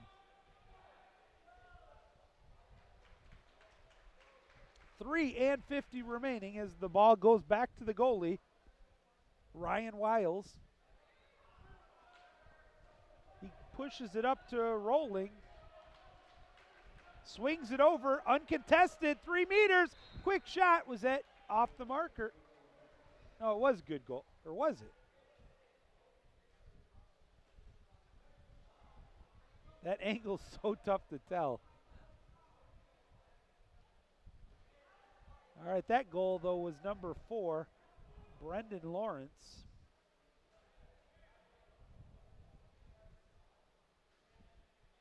As the next game, I believe, is the Jenison Granville doing battle with the Falcons of East Kentwood. Oh, another kick out, another 6-on-5 with 3:25 to go here. This one's going to be called on number 7. Sarber with his first. Let's see what Mason can do with it. They need a lot of goals and quickly. They get it to the post, to the opposite post, down to the wing. Oh, looked like 2 hands, but the officials say play on. Back to even strength. A bad pass out to the top. 3 on the shot clock. Shoots it, skip shot, off the mark, out of bounds. Possession goes back to the Eagles. They're up by 14 with 2:50 to go here. As I don't think I'm letting the cat out of the bag, but it appears that once again, the Hudsonville Eagles have punched their ticket to the state tournament. And 13-7 late in the fourth quarter, Skyline Saline over Groves. So it looks like another Ann Arbor team is about to punch their ticket to the state. Swings it over. I can't wait to talk to Chase later and see how it was like for him with his games. I'm telling you, folks, that first game, though, the Rockford 15-7 win over West Ottawa was a lot closer than that final score appeared. Shot clock violation is going to turn it back over the other way to Mason. And a timeout's going to be taken by head coach Betsy Collins. And going back, though, to that one, how impressed I was with the play today of West Ottawa. If you were there for that stream, you heard me talk about it. First of all, to have a freshman goalie who was going toe-to-toe with Evan Pierce, one of the best goalies in the state. But Will Boyer, the freshman from West Ottawa, he was step for step with him. I mean, Rockford kind of put it away and pulled away late in the game because they're very talented. At the same time, I am excited for potentially the future of West Ottawa water polo, and that's something you haven't heard said in a while. A good future for West Ottawa water polo. All right, so work coming up on the halfway mark of the Friday games. Once again, I want to remind everybody, Biscuit in the Basket has all the West games, West Regionals, including tomorrow. There are 2 streams tomorrow. The first 2 games and then the last 2 games are 2 separate streams. Biscuit in the Basket 2 has all the East games. Obviously, I'm here for the West games with Chase doing the East games at Ann Arbor Huron. And we're glad to have you along. Anything that celebrates this wonderful sport of water polo that I love, and we hope you enjoy it as well. All right, coming out of the timeout, I was looking to see if Coach Betsy Collins got some, and it does look like, yeah, there's a lot of substitutions. That's Curtis Verhaeg. The sophomore is in at goalie now. They swing it over to the right side flat. This is even strength, ordinary foul. Back down to the wing. And a kickout's coming. So a 6-on-5. Number 9 is going to get called for that one, and that will be Wyatt Clapp, the sophomore. Inside 3 meters from the tough angle, swings it back out to the opposite side post. Now to the point. Pump fake, shoots, short side. Wasn't there. The goalie play, and that's going to be in. That's a goal. What a play there by number 12. Ashton Bradsher, the senior. That is Polo 101. Never give up on a loose ball. You swim through it. Don't attack a player. Swim through the ball. He went at it even in front of the crease of the cage, and he's able to get what's affectionately known as a junk goal. But tomorrow, that's going to look like the best shot ever taken on the score sheet. He can tell his grandkids, I hit that one from just outside half pool, upper corner, nothing the goalie could do about it. Kick out coming the other way. Now a 6-on-5 coming up here for the Eagles. Another number 9 with the kick out. That's on Rickard, the junior, his first. Coming up on the final minute of the game. Shot, shoot, scores! And it's now 19-5. Number 9, Wyatt Clapp will get the goal there. The sophomore. Someday it's always been my dream to come up with my own line of caps and jerseys that are so big with the numbers that even blind guys like myself can see them. Ordinary foul. Oh, they're bringing the goalie up for an extra attacker, but the pass was off the mark, and it's intercepted, so now a good job getting back quickly by Verhaeg, but it's a counter opportunity the other way for Hudsonville. 35 seconds to go. Shot clock at 20. He slows it up. That is number 12, Lanning. Shoot, scores. Wow. And that's going to be Weston Wolfert. The junior gets the goal, the 20th of the game. And you can see, or maybe you can't, I could see, that Coach Arendt is telling the squad, back away, don't take any more shots, this game's over, don't get anybody hurt, and don't embarrass anybody. Ordinary foul, 20 seconds to go. Back out to the point, the goalie's sneaking up. Gets it over to the right side flat. Another ordinary foul outside 6, he can shoot it, but he has no intention. He pops it, gets it to the hole set, but he brought it under, ball under. Good call there by the officiating crew. It's going to go the other way. 5 seconds to go. 4, 3, 2, 1. Stick a fork in this one.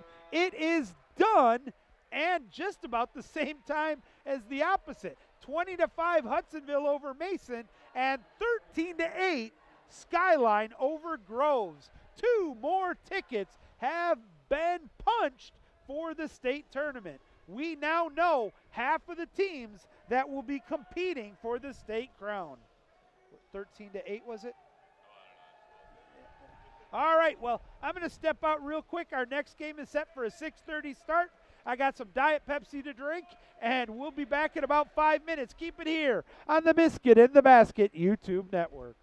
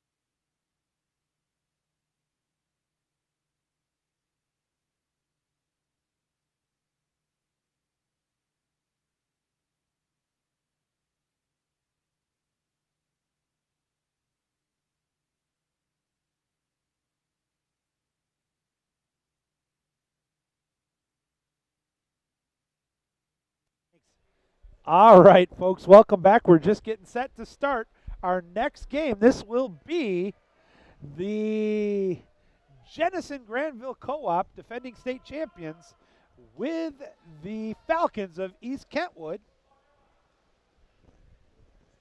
As the East game just getting underway as well is Seaholm and Dexter. We'll keep an eye on that one and keep you updated on that score. The Falcons will be in the white caps with the black lettering, whereas the Jenison Granville squad will be in the dark caps with the white lettering. The sprint is won by the co-op of Jenison Granville, and they're going towards the near side of the pool. Setting it up here for the first time with the rock in the hand of Vandermeer. He gets it off, trying to get it down low. They do so. That's Vanderwall. Vanderwall shoots and scores. Tic-tac-toe. Nadolski did all he could, but Ty Vanderwall is absolutely huge in the whole set and anywhere he plays. But honestly, one of the best players I've seen in the last 20 years of MWPA water polo. And a fantastic young man. 1-0, Jenison Granville on top. Obviously, I'm the former coach of Kentwood, so that's a 2-meter. So possession will stay with the Falcons, and a fresh shot clock. As Josh Jackson was my last JV coach and replaced me, so I'm very, and my son was a. Oh, shoot, scores, ties it up.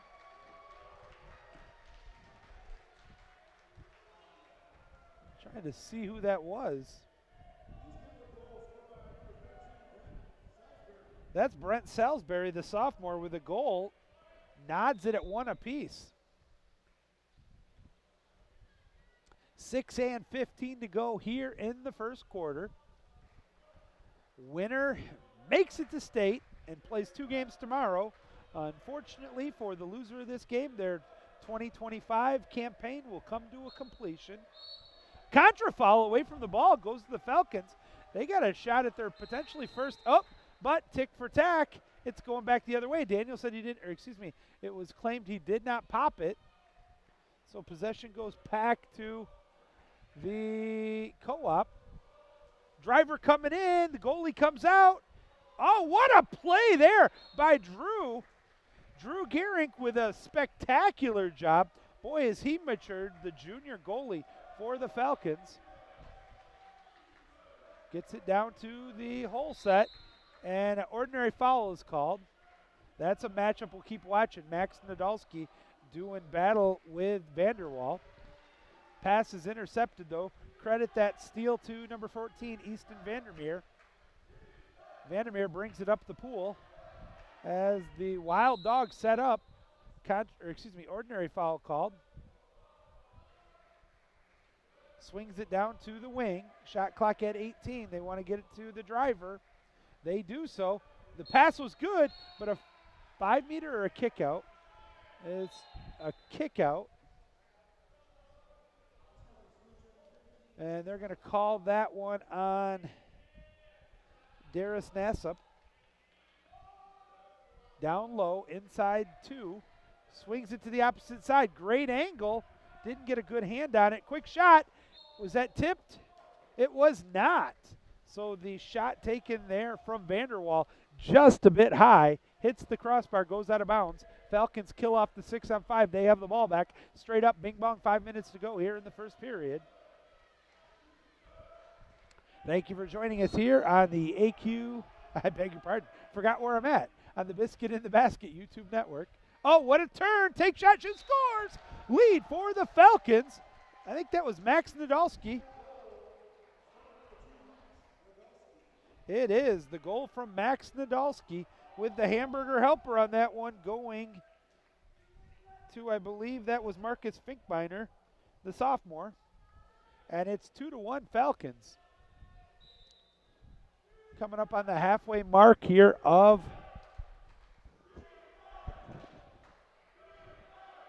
the first quarter.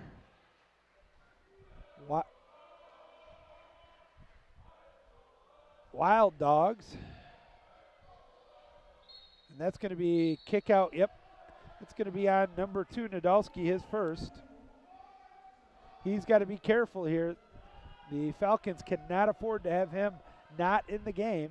Great opportunity to tie it up here for the Jenison Granville Co-op. Ooh, lost the handle. Nadolski goes, or excuse me. Oh, took what a field block, but it keeps possession still with them. Back to even strength now. I did not see who got the field block, but possession remains with Jenison. Ordinary foul outside 60, can shoot it. Kicks it down over to the flat. Driver coming in, shoot, scores, nicely done. Number 6 finds the back of the net, and we're tied. John DeWall-Malfit, the freshman, with the goal. And it's tied 2-2, 3:56 to go.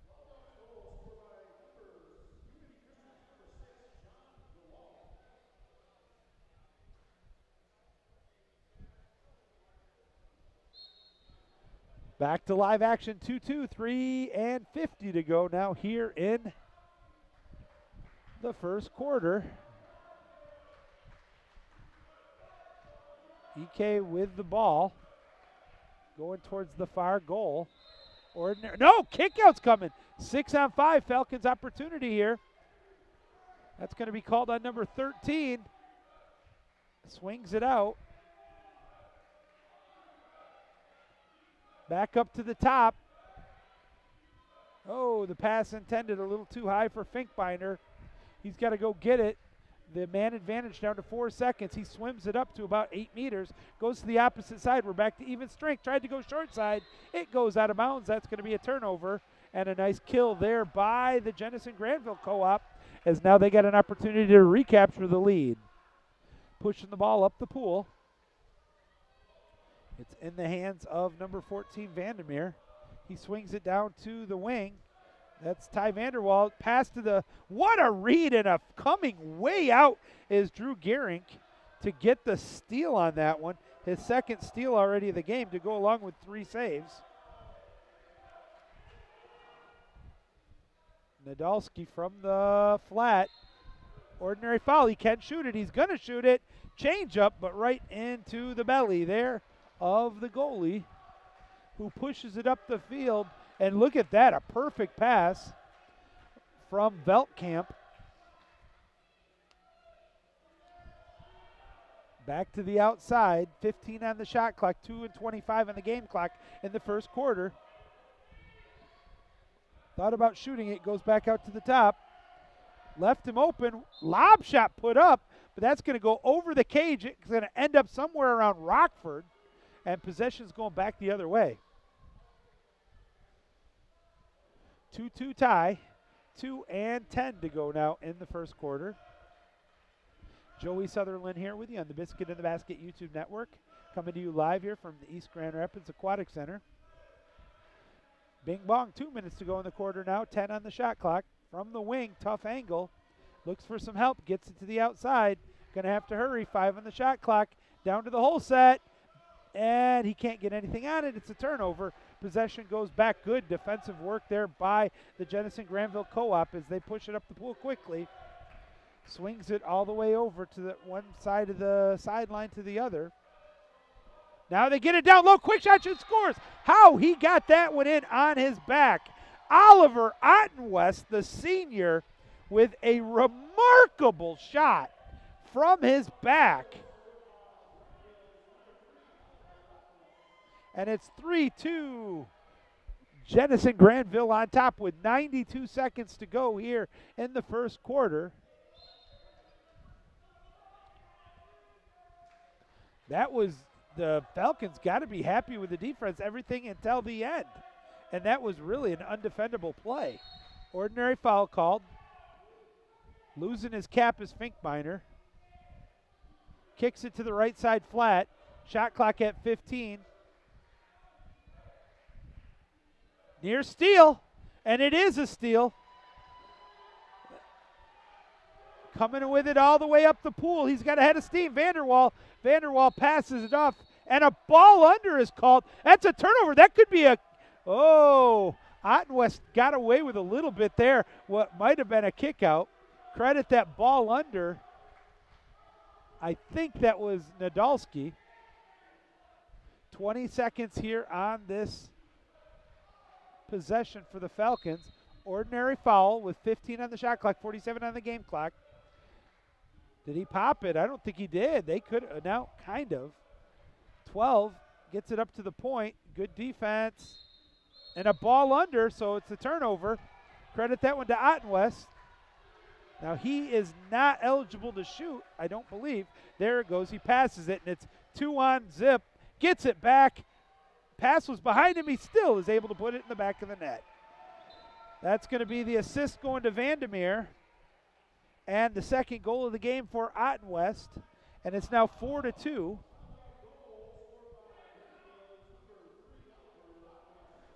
Ottenwest with a fine play there to start with the steal and then transition from defense to offense, leading to the goal.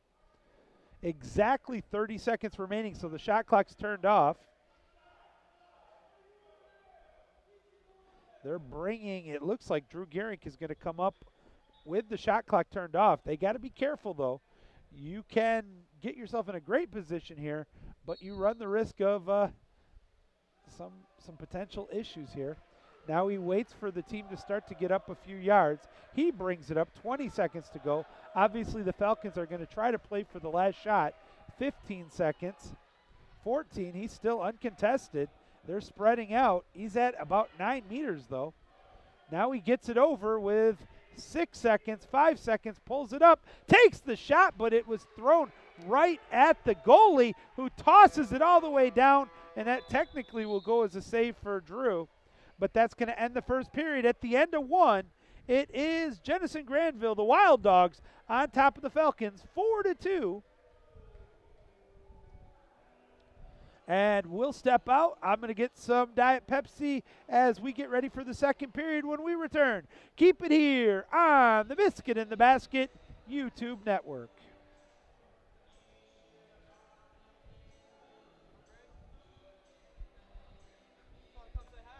What's up, brother? How are you? Good. How are you doing?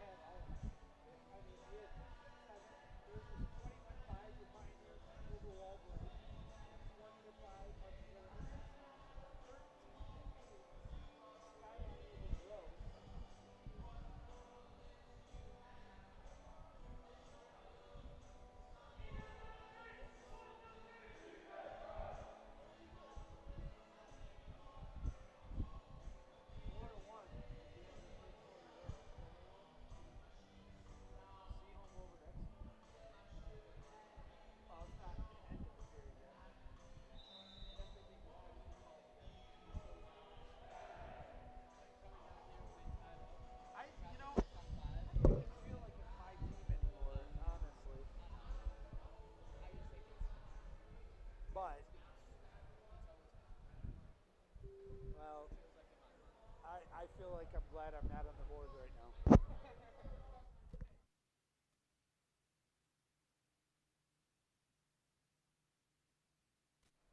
All right, Joey Sutherland back with you here as we get set to start the second period.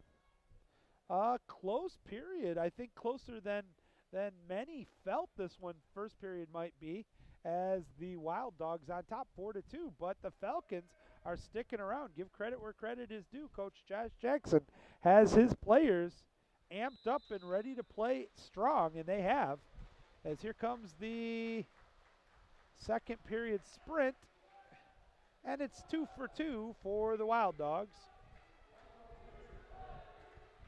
They're setting up near the closest cage to us on your screen. Fires it from one wing to the other. He's wide open. They're giving too much cushion there, I think. They want to help out. Short side, hits the post. Nadolski's there. He's got to give it to Drew. Tries to cause a pick. Gets away with it. It's a little bit touchy there. Got to be careful with the temper and the agitation for both players. 10 on the shot clock. Opening minute here of the second quarter. Takes the shot. He got a lot on it that time. It was Marcus Finkbinder who took that shot. The sophomore, if you did not see the district games, he scored the sudden death winner. Short side shoot, scores! Number 18, Noah Miller with the goal.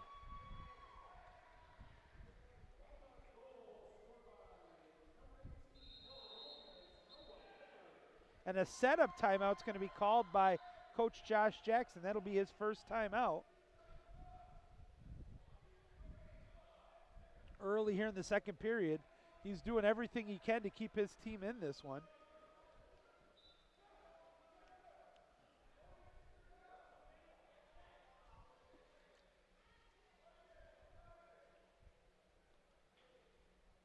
Let's see what play is designed here. But finishing up on Marcus Finkbinder, against Okemos, he scored the sudden death game winner to make sure that the Falcons got to play here tonight. Gets the pass down low, double team effort. Ordinary foul though, still 20 on the shot clock. Swings it over to the opposite side, inside 2 meters. Finkbinder with the ball, kicks it out to the right side flat. Takes the shot and scores!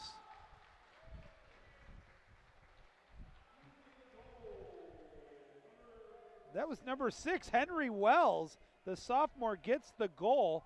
Finkbinder will get the assist, his second of the game. And the Falcons pulled within 2. So give Coach Josh Jackson credit where it's due. That was a well-called timeout there. If nothing else, it stopped the momentum, early momentum right away in the second period. Wide open, tough shot, shoot, scores. That is unfair matchup as Otten West, just nothing Nadolski could do with him one-on-one. He was waiting for the help to come in from Calvin Adams. He just didn't get there quick enough. And that's now a hat trick for Otten West. Nadolski has the ball, gets it up to Finkbinder. Finkbinder tries to get a turn. Just great, solid defense there. Ordinary foul's called. Swings it back to the outside. Another ordinary foul. Outside, he can shoot this time. Takes it, blocked and saved. Veltkamp has it. Looks over the pool. Waits a second, now finally drops it to the tail, which is Ty Vanderwall. Vanderwall with a perfect pass over to Story. Caleb Story, first time we've called his name today. He's a solid polo player. Vanderwall has it, swims up with it, pump fake, shoots. It's in, it's a goal. Got a piece of it, did Gearing, but not enough.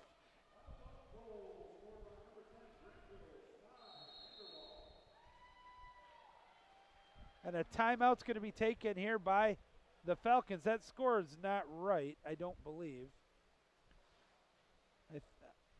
3, 6, I think it's 7-3, not 6-4. They'll fix it. But a second timeout taken here by Coach Josh Jackson. So he'll be down to 2 remaining. I'm surprised parents aren't going nuts. Usually this is where parents lose their mind. The scoreboard's wrong, which they are correct. An update now for the other side of the state. It's now 5-1.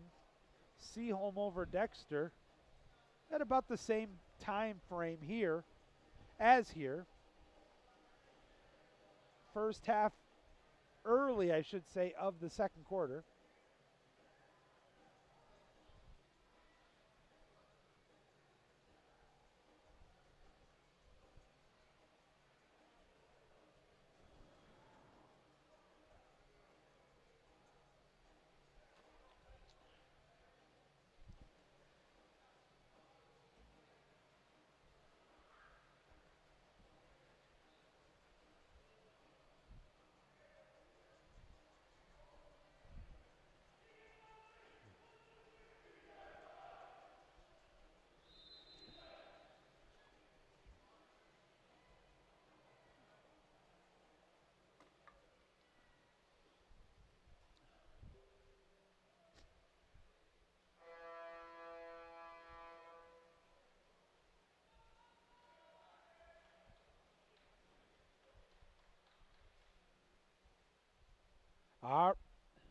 All right. After the timeout, Geraint gets the ball back. Let's see what Drews does with it after what the play set up here by Coach Jackson. There's the whistle, live action. He passes it up, and now he hustles back. Ordinary foul. Swings it over, left side flat, another ordinary foul. He can shoot it. You see he wants to. Skip shot, blocked, and then it gets into the hands of the goalie. So good defense, and really, there was not an angle there. Vanderwall gets the field block.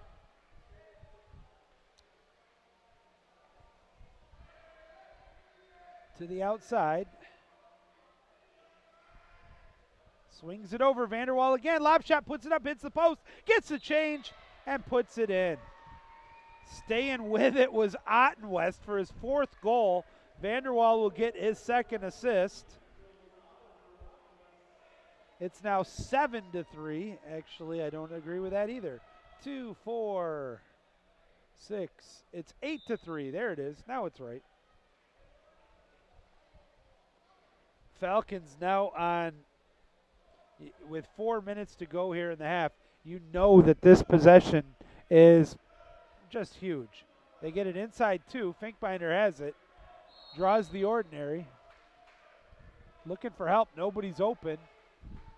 Got to be careful. Caleb Story is hiding. He's ready to poach it.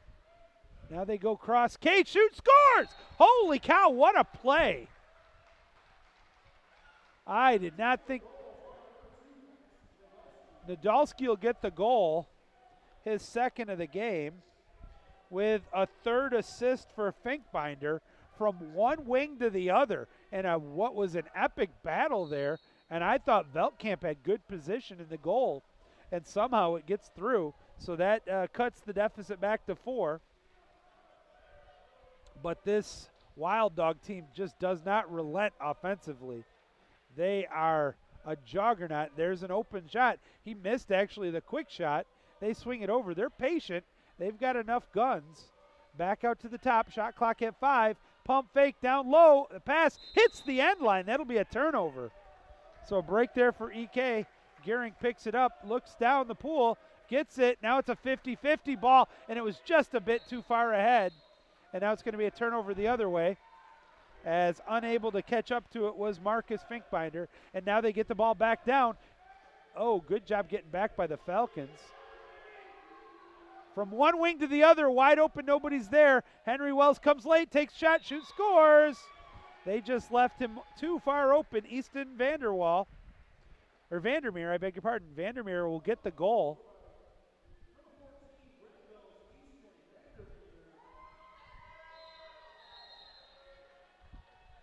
And another timeout taken by Josh Jackson with a 5-goal game. Still the first half, 3:03 to go in the first half.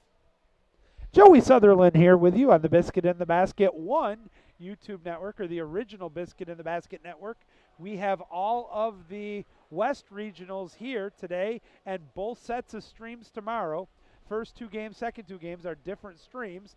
On the east side at Ann Arbor, Huron, it is the Biscuit in the Basket 2, No Soup for You.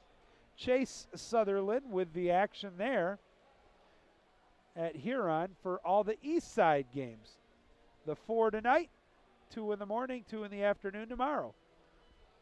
And for me, so far I've only messed it up once on this happy Halloween. We want to thank you for taking time out of your Halloween night. Trick-or-treaters are probably aplenty right now. And if you're out with your kids trick-or-treating, be safe out there, and please take care of our children. And if you're out waiting for the great pumpkin, well, I think you're going to be disappointed. And if you don't get that reference, then man, am I old.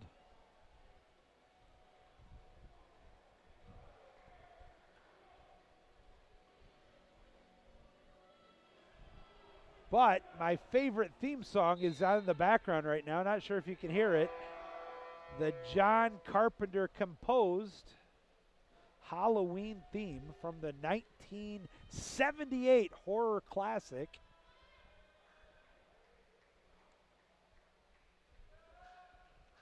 Okay, yeah, I'm showing my age. I know.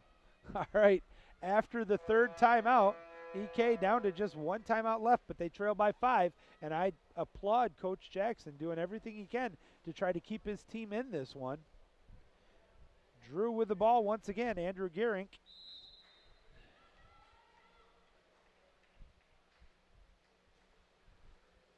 To the point. Nadolski wants to shoot. It does, and he buries the Biscuit in the basket. And the assist will go to Gehrink on that one. So it's second time today we've gotten the score to relate to the 1980 Dolly Parton song, 9-5. As the Wild Dogs bring it up the pool. While the Falcons have scored a fair amount of goals, they've had a hard time stopping this juggernaut offensive machine. Tried to shoot it, pump fake, shoots. Nice save by Gehrink, and it will be, credit the save, Nadolski got hit pretty hard, and the pass is off the mark. It's going to be intercepted. They tried to get it to Finkbinder, but Finkbinder was outswam on that one. I can't see the number for the Wild Dogs, as now it's Jennison with the ball once again. Jensen Granville swims it towards the middle. Skip shot, scores.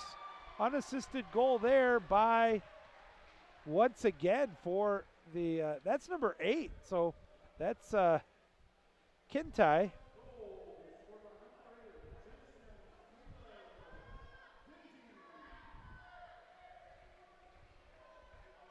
So now it's Dime Store Polo, 10-5. Jennison Granville over East Kentwood with 2 minutes to go in the first half. Nadolski getting pressured deep in his own end. Looking to pass it up, and it's intercepted by Vanderwall with his third steal of the game. And, oh, we got a kick out away from the play. Short side. And that's Finkbinder with a kick out.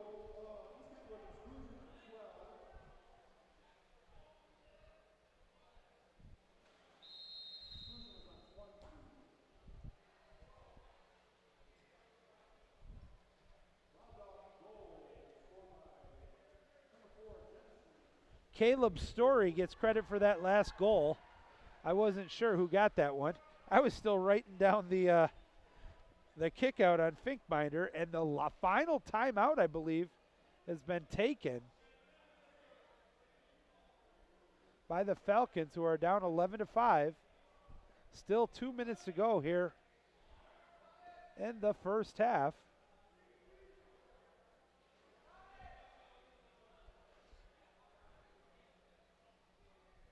Let's see, while we have this timeout, if I can get an update on the other game.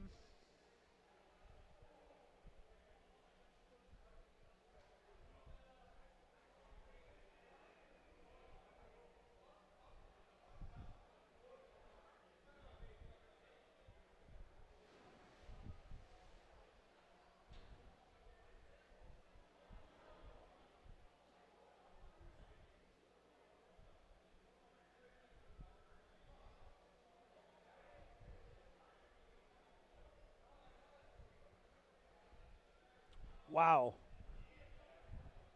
It is halftime there, and it's 12-3. Seaholm all over Dexter. So not quite as close of a game there. And it is officially halftime.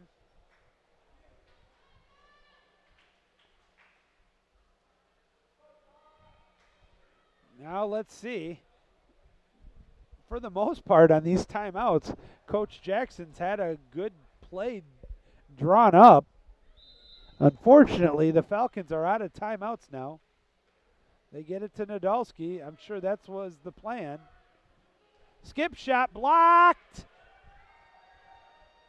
And saved. Nicely done there by Logan Veltkamp. They were trying to get the second chance there.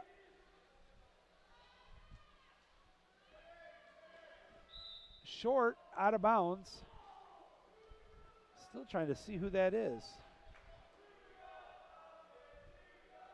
One pass up.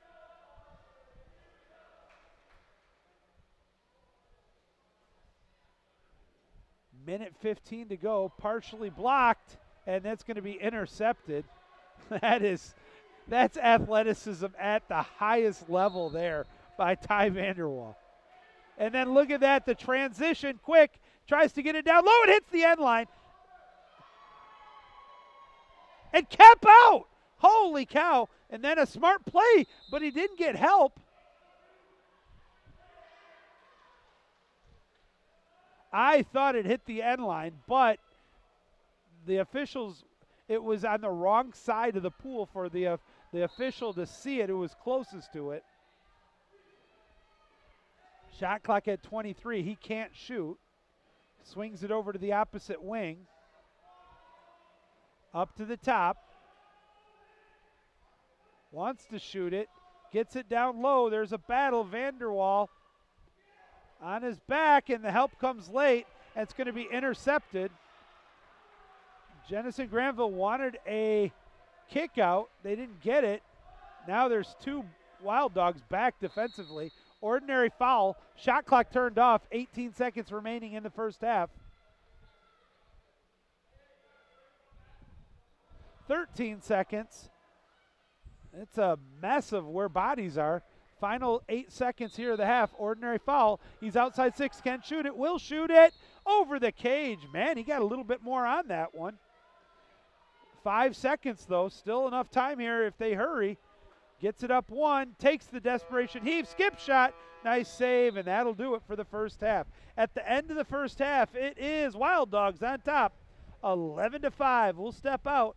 Back in 3 minutes after the two teams switch sides. Keep it here on the In the Basket YouTube network.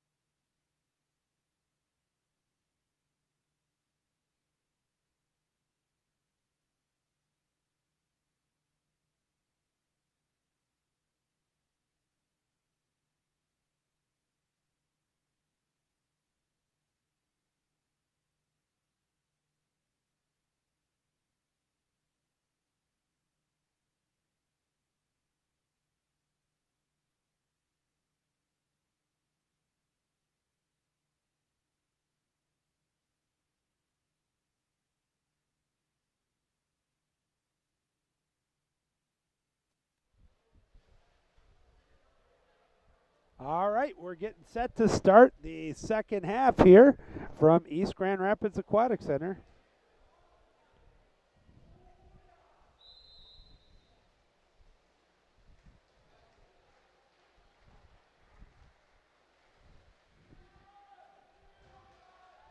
And the sprint is won by the Wild Dogs, who now in the dark caps go to the far side cage. Setting up right now, swings it over to the wing. Opening seconds here, and that pass is going to end up getting the Falcon bench wet. Right side flat, can't hold on to it. 4 on the shot clock. They're probably going to have to dump it. They try the lob shot. It goes out of bounds, and it'll be possession to East Kentwood. Trailing by 6. Opening minute here of the third. They get it up 1. Another ordinary can shoot it, does shoot it, hits the crossbar. That's a live ball, and it's going to be snagged there by the Saints. Finkbinder has it. Nobody to pass to yet. He tries to get a turn. Good defense. Credit that one, without a doubt, to Noah Miller, the freshman. Looks pretty solid there. And that's going to be a takeaway there from Ottenwest. He'll get the steal. And look at this transition game. 2-on-1. The wrong 2 to be left alone. Inside 5, inside 4, inside 3, point blank with the goalie, and scores. Unassisted goal, Caleb Story, his second of the game.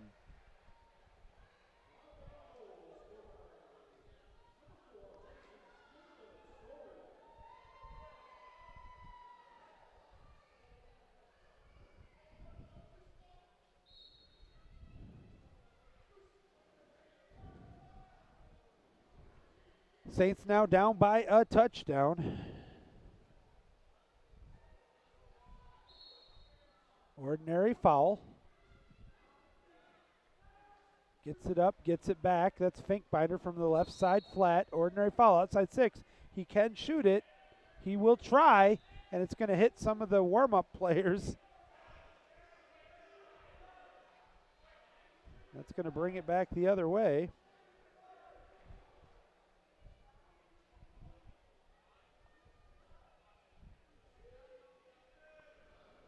Swings it over.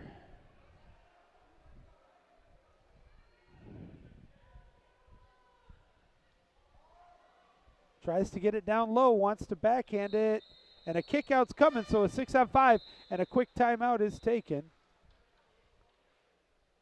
And they're going to talk about it with 5:28 to go, trying to see who got the kick out on the Falcons. Number 2, that's going to be the second on Nadolski.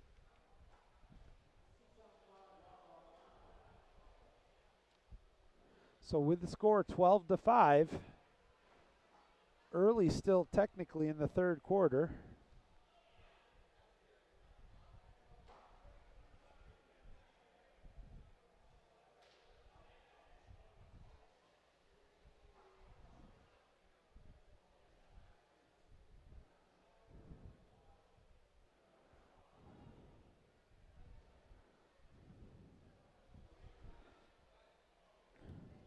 I'm going to try to keep it here for a minute.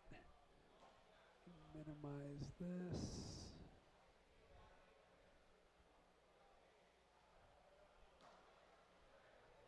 Good numbers here, folks, and if you're enjoying the coverage today, I humbly ask that you, if you're not already a member of the Biscuit in the Basket family, go ahead and subscribe, and if you are, just go ahead and smash that like button. Both would do us a solid. Two teams are making their way back out.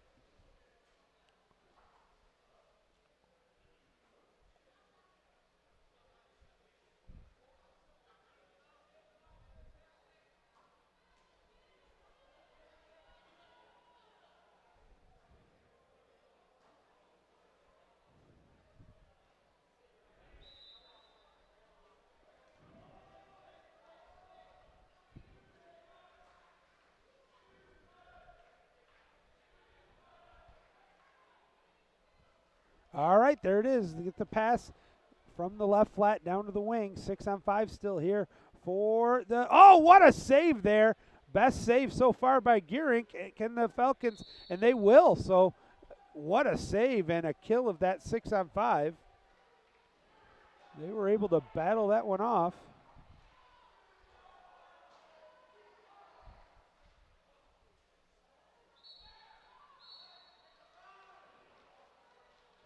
And a 6-on-5 now for the Falcons, as that's going to be on number 8, his first.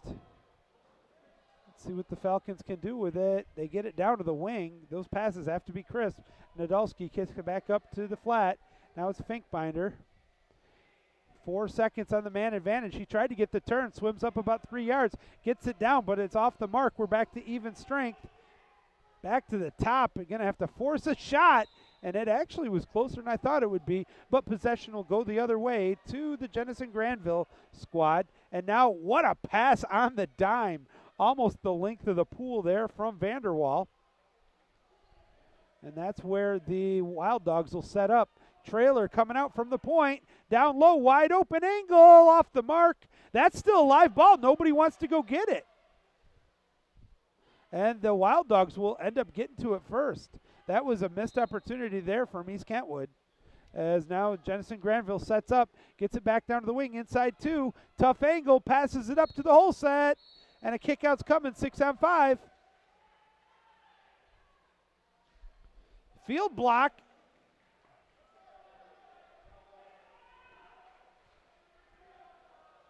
And that's Sturkenberg with his second kickout, I believe. And a 5 meters called. Number 4 is going to get on Caleb Story. And shooting it will be number 2, Nadolski.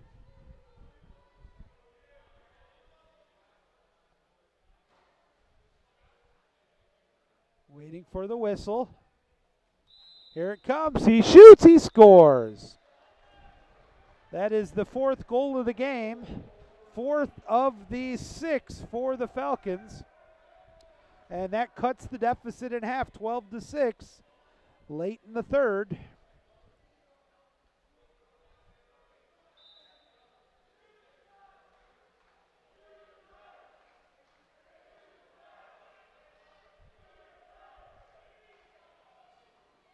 Wild Dogs get it down to the end line.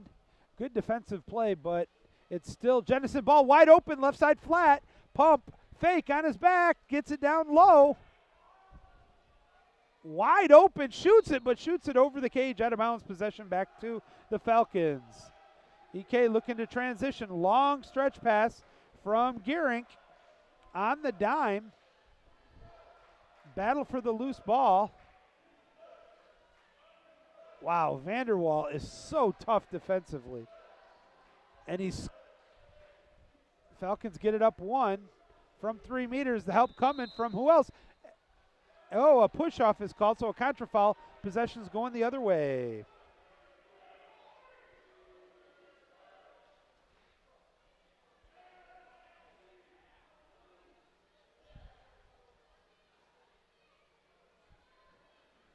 Gets it, point blank, shoot, scores.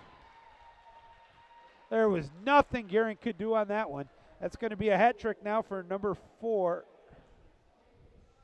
Story now with 3.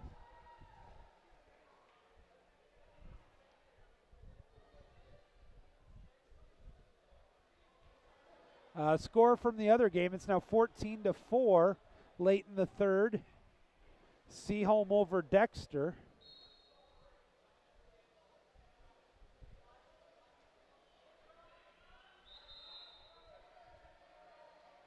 And a contra foul, so it's going right back to the Wild Dogs, already with a comfortable advantage.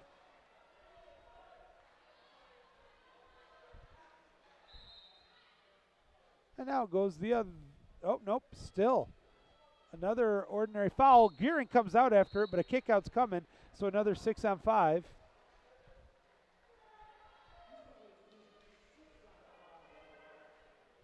Gets it down low.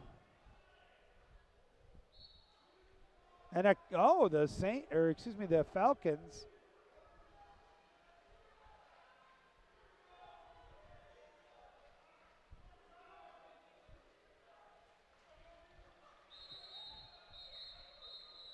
And a kick out's coming. And I think that's going to be on Nadolski. And if it is, his day has come to an end. And with the timeout, we'll be right back as we sort this one out. Keep it here. Wild Dogs are a little bit more than a period away from punching their ticket back to the state tournament.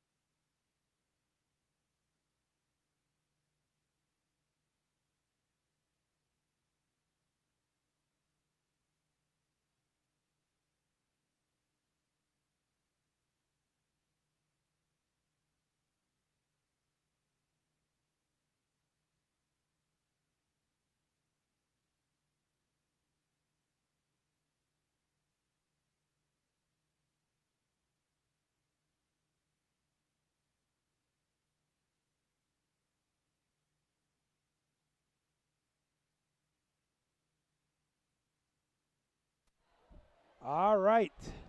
It doesn't get any easier here for East Kentwood as they're going to be without their leading scorer for the rest of this one as Max Nadolski got his third kick out. And so he is disqualified from the remainder of this game.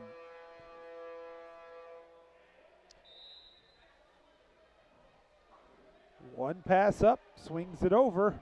Wild Dogs with the advantage and the lead, kicks it up wide open. And selflessly not putting it in the back of the net was Vanderwall. He fires it around, gets it back this time, shoots and scores.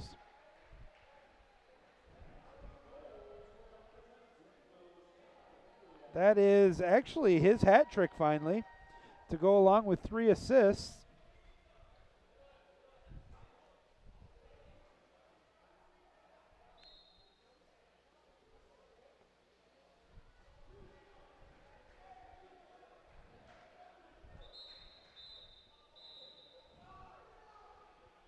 Six on 5 coming up here for the Falcons.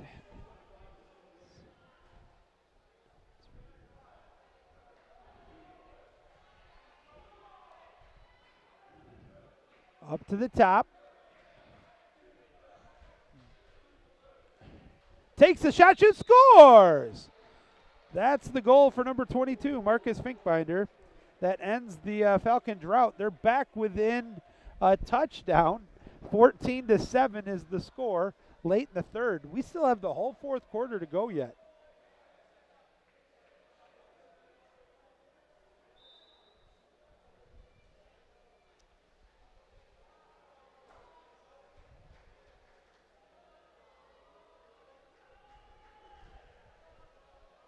Fires it over to the wing. Minute to go now here in the what do we got? Ordinary foul. Outside 6, can't shoot it. Instead gets out to the top. Vanderwall with a perfect pass down to the wing. Straight up, bing bong. 1 minute to go in the third. They try to get it to the hole set. Kick out coming. 6 on 5 once again for the Wild Dogs. Back to the wing. Over to the hole set. That's just too easy. Number 4 slam dunks it home. That's now 4 goals for Caleb Story. He has a number of goals of his cap, and the helper on that one is, I think that was 18, Noah Miller. It's now 15-7.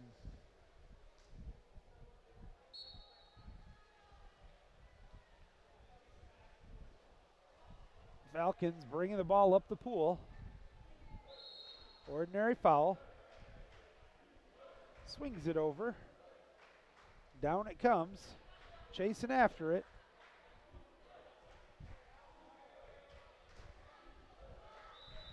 Another ordinary foul.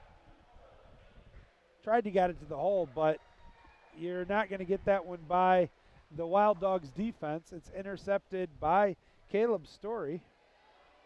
That's going to be his fourth steal of the game.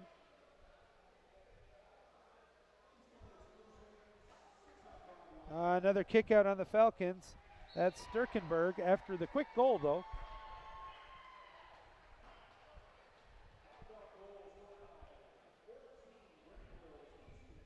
Looks like it was Easton Vandermeer gets the goal, his second of the game. That's going to make it 16-7 with 16 seconds to go in the third. We are going to have probably a decreased number of minutes in the final stanza as Gearing brings it up with 10 seconds to go in the period. Drew with 4 seconds, 3 seconds, waits. Here comes the shot. Fires it over the cage, 1 second to go.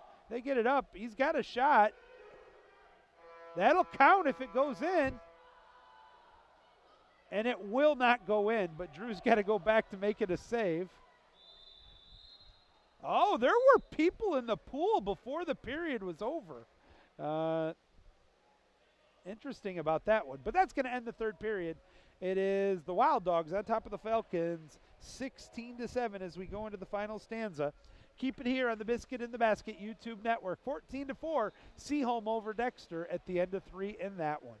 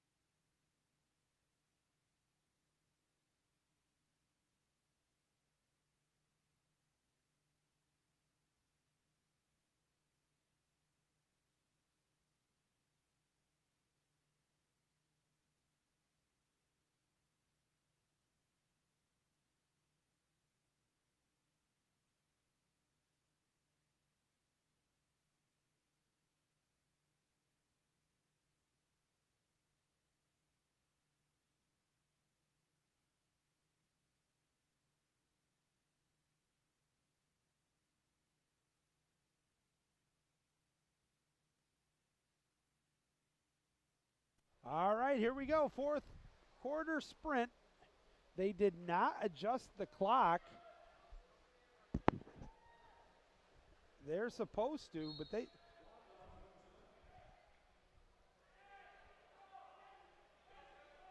But I guess it doesn't matter. The Falcons will be happy to keep the extra time. As the ball's coming back the other way now. First possession here of the fourth. Maybe I missed the rule change and it's now 10 goals in the playoffs.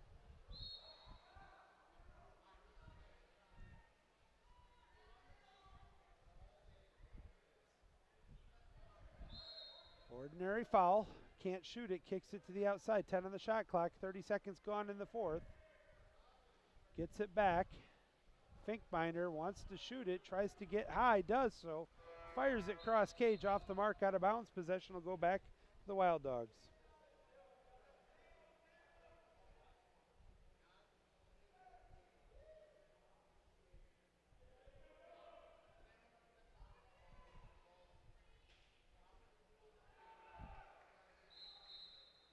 And what do we got?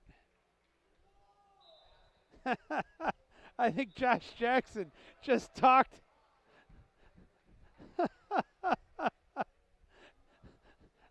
That was a very, very funny. Oh, we might have an issue right now. I'm not sure what's happening. Gearink is coming out. They're making him switch caps. Oh no, he's got a bloody nose. They're making him come out. And now you're getting a big round of applause as I'm trying to see who 1A is.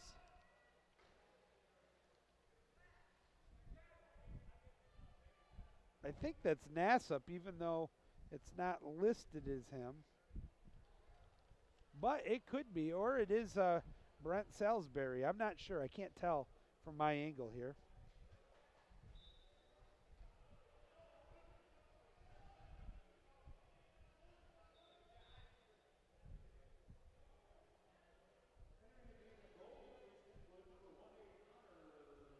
All right, yeah, so it is. It was only 9 goals, so thank you, Lauren, for clarifying for me. I couldn't remember. I thought the rule was 8 after 3, but it's 10, so that's why. My bad. I broadcast too many sports and the rules change in all of them. As the ball comes down in, nice job. Tried to get the turn. Look at that. Fink by, no, that's not. Who is that? Trying to see. Ordinary foul. Takes the shot over the cage, out of bounds.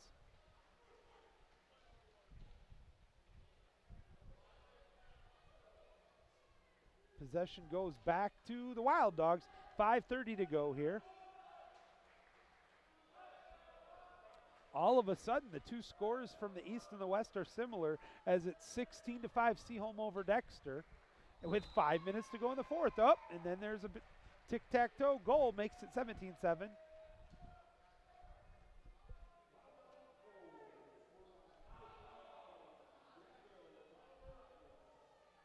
Oliver Ottenwest with the goal.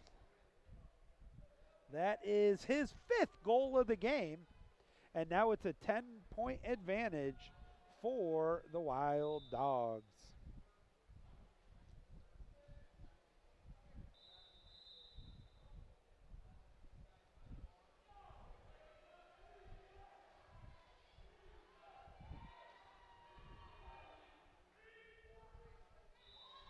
And another goal. After the steal, the turnover.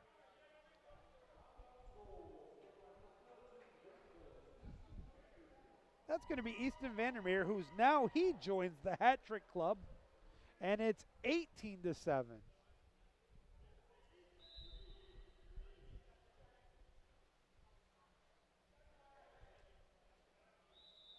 Ordinary foul.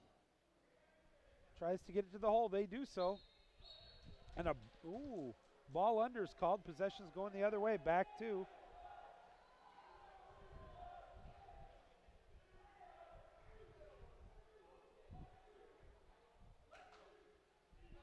Look from the point. Swings it over. The pass was off the mark, but a good job. Keep possession there for Jennison Granville. Back out to the point. Shot clock down to 13. Game clock at 4.5. Right side flat, down to the hole, set 50-50 ball. Backhand shoot, scores. Nicely done there.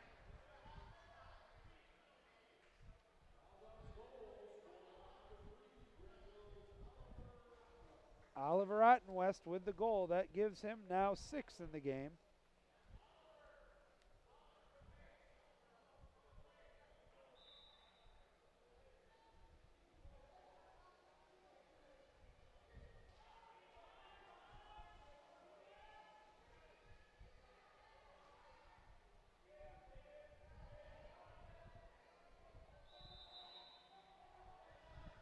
Ordinary foul. The Falcons down by 12.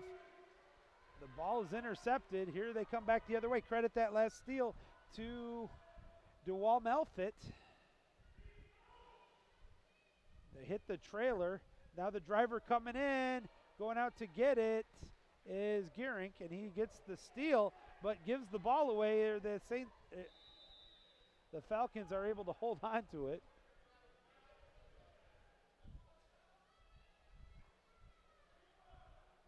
One pass up, 3:46 to go, a dozen-point lead here for the Wild Dogs.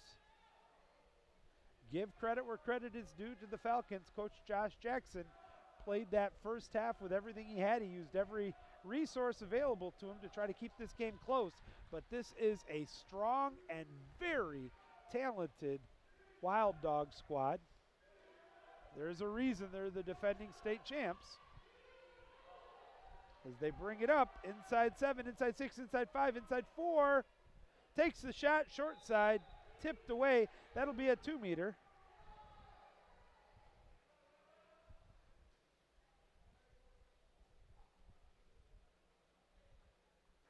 Popped.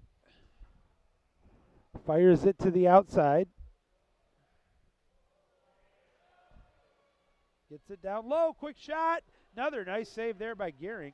Gearink has been sharp, even though the Falcons are down by a dozen. You got to be impressed with his play today. Falcons push it up the pool quickly. Ordinary foul, can't shoot it, he's inside. Now he's trying to pop it, and now he swims with it. Got by the first defender. He's not eligible to shoot. But a 5-meter, he can draw the 5. That was an unnecessary penalty as he wasn't eligible to shoot.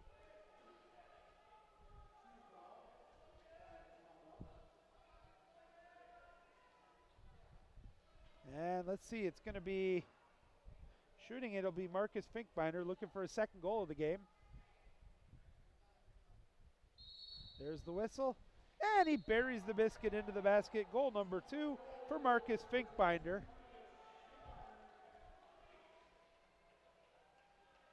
It's now 19-8 with 2:47 to go.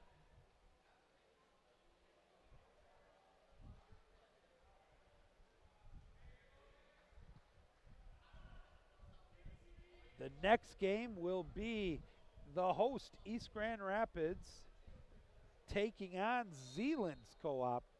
So we'll have that as our final game. That's scheduled for 7:45. It'll be close. And then we'll be back on the air with some coffee at 8:45 tomorrow morning for a 9 o'clock game. I'll get you those matchups here shortly. Quick shot. Nice save by Drew. 2.5 to go. Long stretch pass off the mark, though. Easily intercepted, but nearly stolen right back there by Finkbinder, who's kind of cherry picking.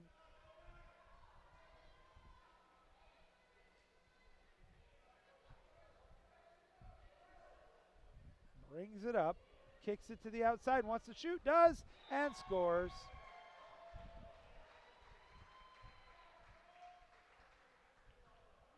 Trying to see the number there. Number 6, credit that one to DeWall Melfitt with the goal, his second of the game for the freshman. That's a 12-point lead for the Wild Dogs with the final 2 to go. Oh, what a pass to Finkbinder by the defense. Wants to turn, looking for the sweep. The defensive help coming late. He's swimming to the strong side, and he draws another 5-meter.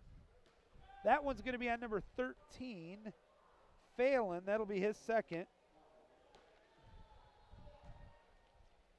And now looking for a hat trick is Finkbinder to go along with 3 assists. And he gets it. So nice job there by the sophomore. 20-9 is our score now.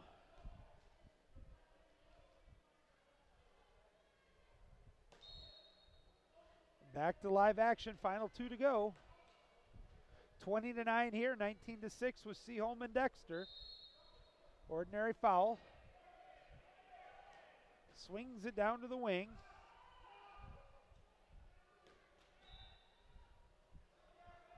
Tries to get it down to the hole, ordinary foul called late. Drops it back to the right side flat. Shot clock at 15, still got plenty of time. Wants to shoot it. Help comes late defensively.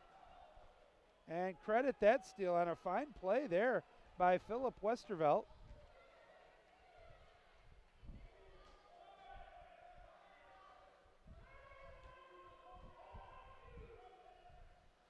And the pass is too far, intended for Finkbinder.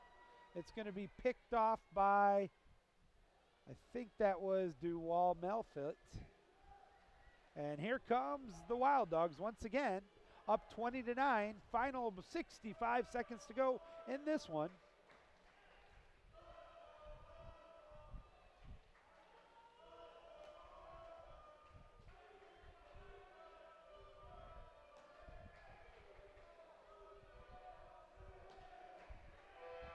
And that was after the shot clock had ended. Now there's about a 19-second differential between the shot clock and the game clock as Finkbinder has it from 6 meters, from 5 meters, cuts to the inside, got by the defender, inside 2, the goalie comes out. Great job, good job there. That is the best play we've seen by Veltcap today. And now a kickout's coming on Finkbinder as he had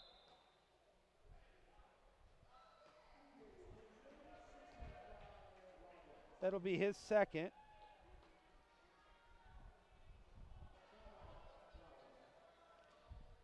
And the timeout, I guess it's going to be a full timeout, as the other game has come to a conclusion. 20-6 was the final there.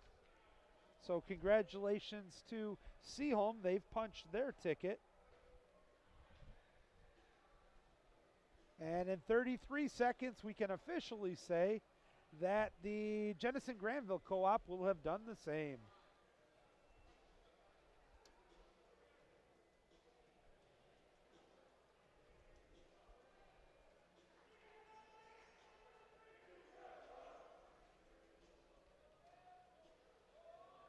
Joey Sutherland with you here on the Biscuit in the Basket YouTube network. Almost done with game 3 of 4 here tonight.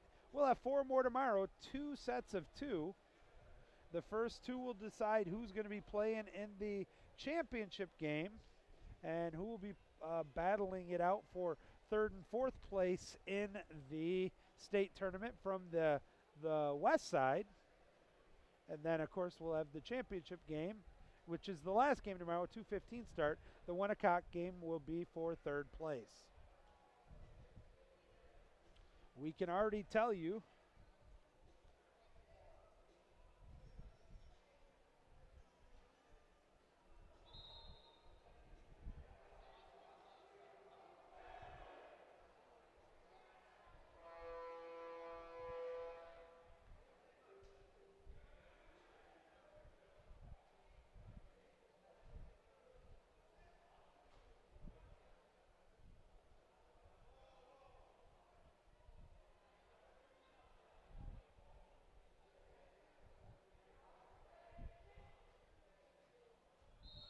all right, back to live action after the timeout. Get it over to the right side, flat. Opposite, now down to the wing. Shoots it, scores. Well set up and executed. Looks like number 11 is going to get the goal.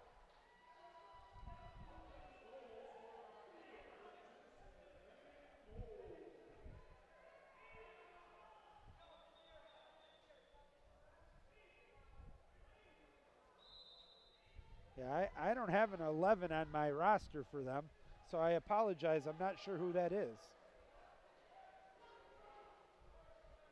Final 8 seconds here as the ordinary foul. Can shoot it. Will takes the shot. Oh, my goodness. Somebody make sure he's okay. Got hit smack in the head. And I want to make sure he's okay. He looks like he's a little dizzy. Let's keep an eye on him till he comes up. But congratulations to the Jenison Granville with a 21-9 victory over the Falcons.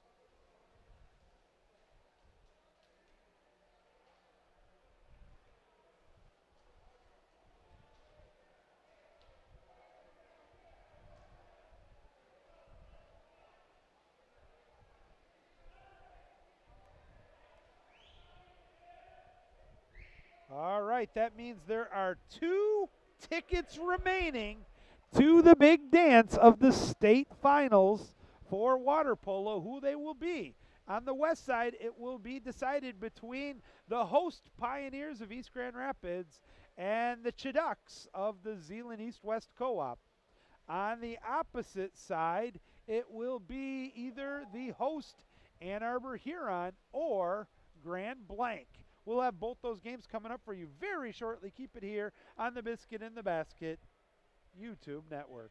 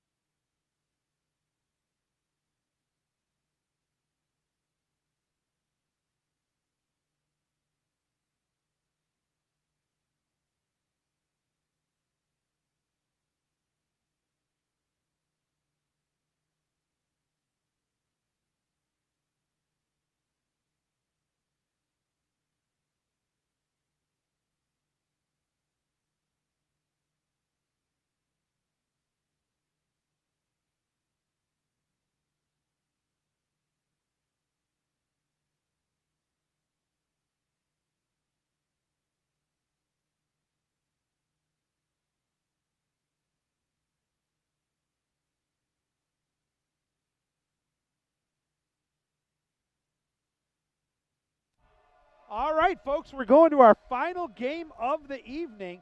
It is the host Pioneers of East Grand Rapids and Zeeland. Zeeland wins the sprint. They're going to the far side cage to start this matchup. We'll check in with Chase on what's going on the other side of the state in a little bit. Opening possession here of our final game. The score now finally they start the scoreboard. A little bit of an issue there. Gets it down to the hole set. Ordinary foul's called. Can't shoot it. Back to the left side flat. Takes the shot cross cage off the post and somehow kept out. And it'll be the first possession now for the Pioneers. Two really good coaches in this one as well. On his back, wants to shoot it instead. Oh my goodness, you gotta put that one on the net. Instead, he kicks it to the outside. Possession still remains though with East Grand Rapids outside. Tried to get it to the hole set. Too many, ball under. Good call there by Ian Hewitt, one of our two officials. Joining him is Derek Zoko down on the other side. I don't think anybody can complain about the officiating tonight. Another ordinary foul. Still no score. 1 minute gone into the first quarter. I got a treat coming up for you a little bit here after the first period. As they kick it to the outside from the right side flat. Skip shot. That's tipped. It'll be a 2-meter. So it'll be a new shot clock, but possession remains with the Chaducks. Right side flat. Wants to shoot it. Short side scores! First goal of the game. Biscuit in the basket. Looks like it was number 21. Carson Durham, the junior, with the first goal of the game. Thank you for joining us. Joey Sutherland here with you live from East Grand Rapids Aquatic Center. The Butch Briggs pool. As trying to answer is Raheem Brown's Pioneers. Ordinary foul. Kicks it to the outside, wide open from 7 meters. Pumps it again, now swims over, shoots over the cage. Good gravy, it almost hit me. It was coming like a laser. Thank goodness Craig Peterman's on the deck and he stopped it. Still 1-zip Zeeland on top there, bringing it back quickly. They go from wing to wing. Now it's on the diving board side. Ordinary foul. Can't shoot it. Inside 6. Gets it over to the flat. Shot clock down to 15. Back to the wing. Another ordinary foul. Be careful there. Could have been a kick out. Down to the double hole set. Takes a sweep shot, but a good read there from Schneider, the goalie. He makes the save.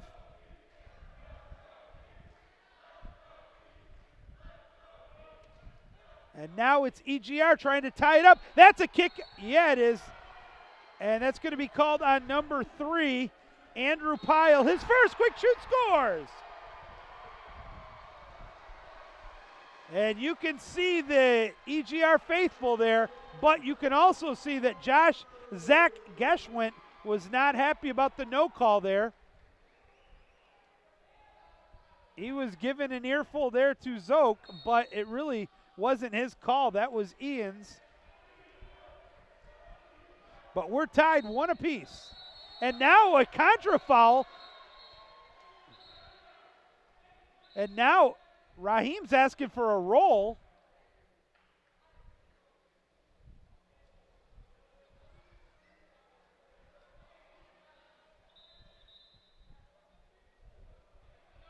Not sure what happened. We got an injured player coming out of the game right now and going to see the trainer. Is that that was the, I think it's 21, Max Mitchell. But with the turnover, chance to take the first lead for East Grand Rapids. Wing to wing, takes shot, hits the crossbar, and there for it, and pushes it in.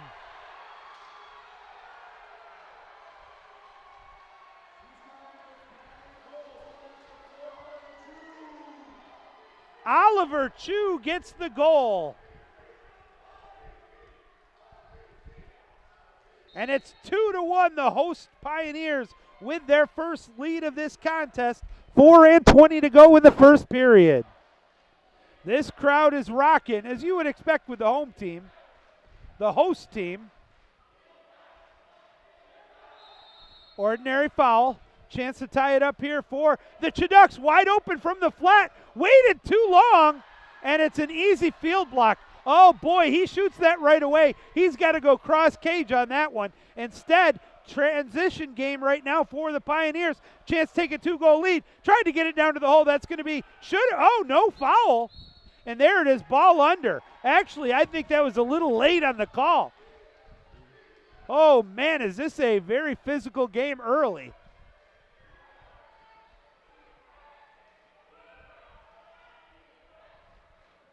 Setting up now, looking to cut to the inside, nothing there. Zeeland's waiting a little too long. There's been some looks. And now they get it over. Shot clock at 13. Game clock at 3.5. Ordinary foul, can't shoot it. It's got to find somebody. Pops it over to the left side. Now to the point. 6 on the shot clock. Skip shot right into the belly of the goalie. That's one of the easiest saves Quinn Schneider's going to get this year. And they're still, man, the lifeguards are working with, contra foul, possession back to the Chiducks. It's popped, and now pushes forward, gets it into the hands of number 21, Durham. He's got the goal, but it's going to be intercepted. A good read and a good interception there. I think that was Ray Stanley, number 10. Back come the Pioneers quickly. EGR on top 2-1. Gets it to the wing, wide open, shoots, but it's off the mark. Oh, it went into the net. Unfortunately, it wasn't into the net. And now it is Zeeland hustling it back the other way. Got a driver coming in, has a few meters, he's at 6, but there's no hole set. And now it's a 50-50 ball intercepted by EGR. Little sloppy with the ball early. Now we got some trick-or-treaters in the crowd. Wide open from the wing. They're giving him too much cushion. He passes it, shoots it off the post. That's 2 posts now for EGR early. Holy cow. 2 minutes to go here in the first period. Still 2-1, Pioneers. Chiducks bringing it up. Cuts it towards the middle, draws the ordinary, thinks about shooting it, instead kicks it outside. 10 on the shot clock. Goes to the right side flat.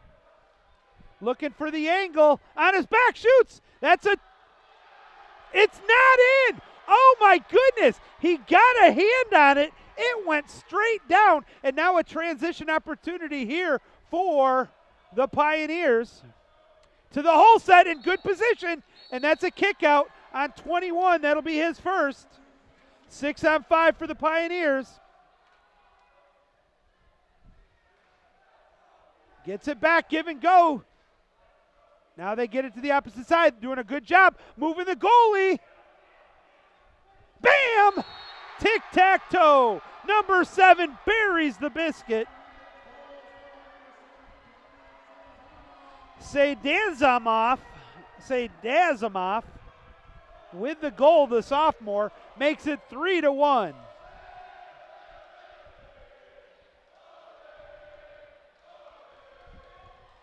Both teams going for substitutions.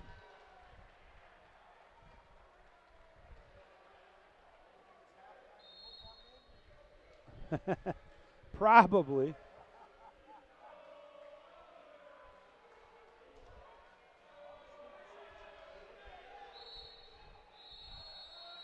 And a contra foul gives it right back to the Pioneers. Bing bong, 60 seconds remaining in the first period. looking to try to counter. Ordinary foul called. There's still some contact going on there. They kick it out to the top, wide open, down to the hole set. They're saying play on. Ordinary foul again, over to the left side flat, back to the point. To the hole, one-on-one, and it scores! Number 5 finds the back of the net, Ethan Bradford.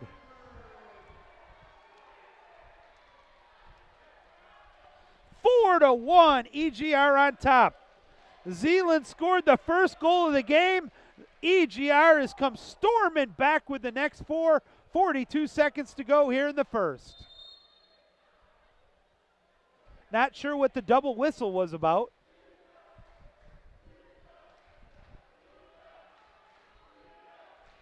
Big possession, another bad pass, intercepted, and a turnover. Now a counter opportunity here for the Pioneers, but a bad pass, and that's going to be a contra foul back, and now a chance the other way. They got to hurry, didn't see it right, and left it. Now the good job by EGR to get back. Shot clock's turned off. They get it to the hole set, but 2 defenders, and an easy save there by Schneider. Gets the one pass up. Takes the shot, nice save there from DeVisser. And that's going to end the first period. 1 period in the books. The host EGR squad on top over the Chiduxia Zeeland. 4 to 1 is our score. I'm going to get some Diet Pepsi. We'll be back in 60 seconds. Keep it here on the Biscuit in the Basket YouTube network.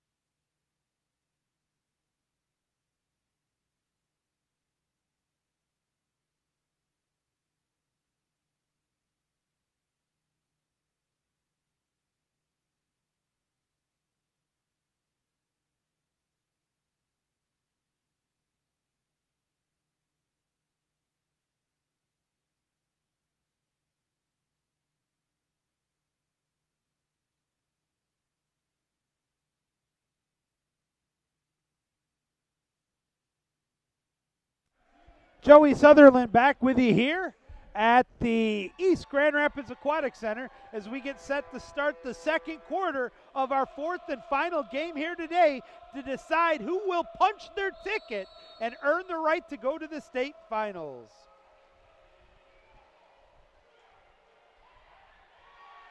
Sprint is won by EGR, already on top 4 to 1.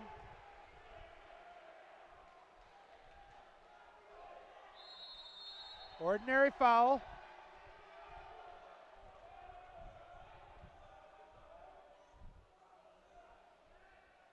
From the wing. Another ordinary foul. Tries to get it to the hole. And that's going to be a contra.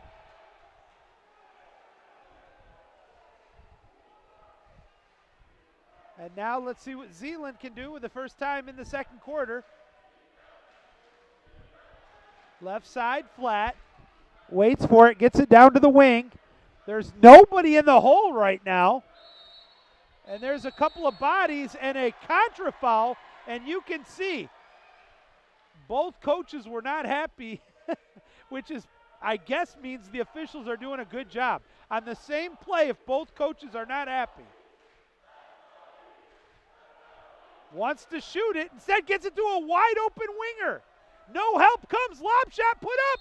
And it's a 2-point basket. Oh, but this isn't basketball. It's water polo. And that's going to be a turnover going back to. That's how you don't make friends of your teammates that are on the bench. Knock it into the practice pool. Swings it over. Takes the shot and scores. That's a big goal for for Zeeland.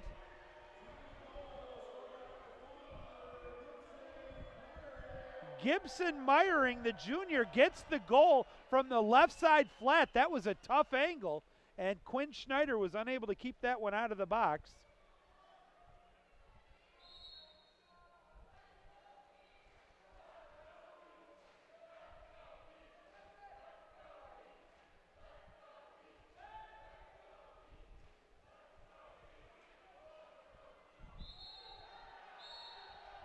Oh, a 6-on-5 coming up here.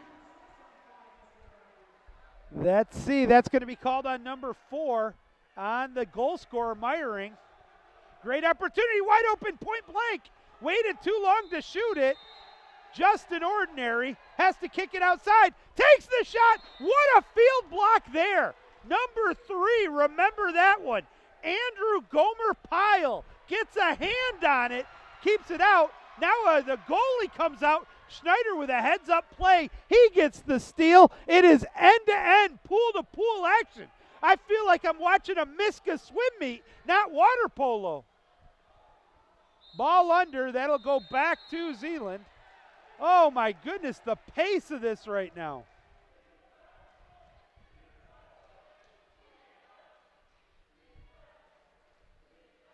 Down by Ordinary foul. Inside 6. Oh, outside. He could have shot it. Passes it back with 13 on the shot clock. Another Ordinary. Now he's outside 6, but not a good angle. Gets it to the hole set. Short side, who scores? And now a timeout taken by Raheem Brown.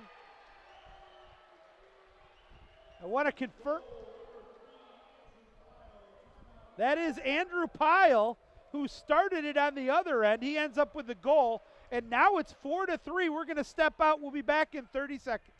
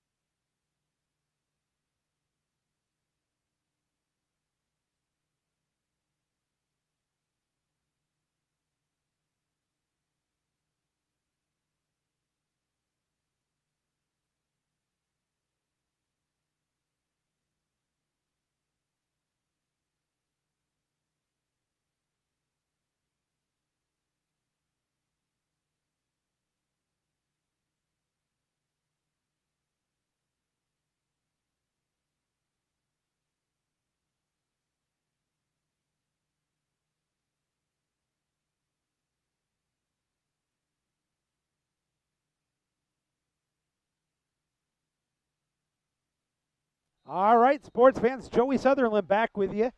I was trying to find an extra microphone. I got a guest here with me, Hall of Fame coach Jock Ambrose, one of the originators of water polo locally. But unfortunately, I didn't bring an extra mic, and right now I'm regretting it. They get it down to the hole set. Big opportunity here for Justin Ordinary. Oh, I thought that was a kick out. Shot clock at 12. Pioneer still with it. Gets into the hole. That's the battle. One-on-one. Loose ball. It's going to be stolen by Pyle. Another nice defensive play. That's already his third steal of the game. Transitions it up the other way. Another ordinary foul. Back deep outside. They scored from this angle earlier, but it's not high percentage. Back up to the point. 12 on the shot clock. Skip shot, but it did not get a good skip motion, and an easy save for Schneider as he fires it up quickly. Transition here for the Pioneers. Chance to get a 2-goal lead. Got the turn, but just an ordinary. Oh, that was close. Back to the outside. Give and go. Driver comes in. Help comes late. Still has the ball.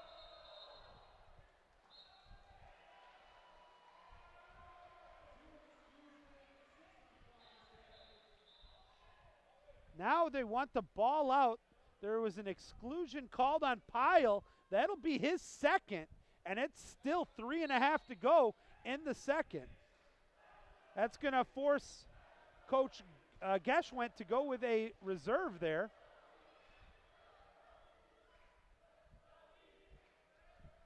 Down low, back up to the top. 5 more seconds on the man advantage. Down low, there's Halpshoot scores! That is a well-played 6-on-5. Ethan Bradford, with his second goal of the game, has made it 5-3 in favor of the Pioneers. Halftime's over the football game, as some of the crowd will head back to football. But it was half full going into this game. It is now a pretty full bleacher side on the far end. Zeeland kicks it back to the outside, 15 on the shot clock. 3 minutes to go here in the first half. Back up to the point. Right side flat. Good job moving the ball around. Ordinary foul. Wants to shoot it. Go short side. Oh, but they're saying he was inside 6, ineligible to shoot it. So that's a turnover.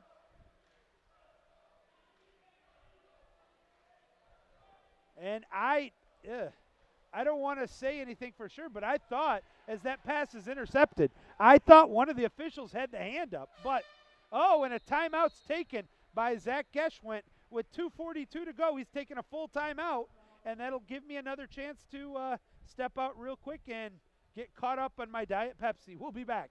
Keep it here on the Biscuit in the Basket YouTube network. When we return, we'll have a score update from the all-important Ann Arbor Huron versus Grand Blanc.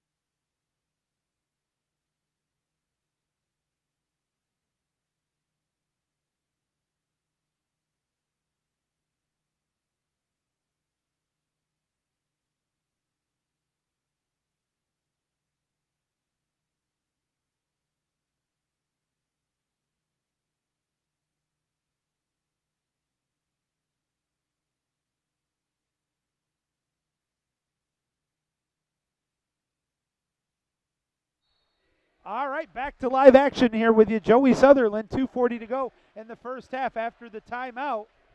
Shot clock at 20. Let's see what the Chiducks can do with this one. Nice job getting it back to the right side flat. Goes cross cage, deflected, loose ball, and it's going to be a fresh shot clock for Zeeland. Ordinary foul, can't shoot it inside 6. Has to find somebody to pass it to. He popped it, now kicks it out to the point.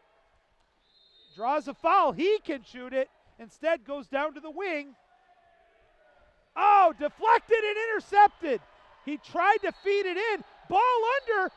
Oh, they're going to say that looks odd. I thought the ball under should have been back to Zeeland, but the Pioneers catch a break. Let's see if they can take advantage. EGR gets it up the pool quickly, setting up. They're up by 2. Right side flat, now to the left side flat. Down low. And I didn't see the kick out. That's what I missed. I apologize, folks. Down, wide open, scores! That kick out was on 13 Skaggs.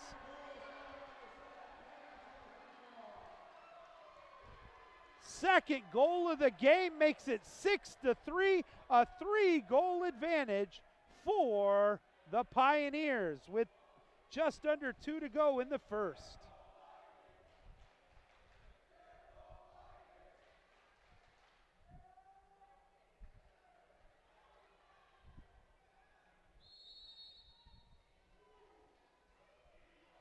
Back to live action here. All of a sudden, this becomes a very important possession. Chasing after it, 15 on the shot clock. Tries to turn, draws the ordinary with 10 seconds on the possession. Pops it, nobody's open, gets it to the hole, gets it back, 4 seconds, 3, tough angle, cross cage. That'll be a 2-meter though.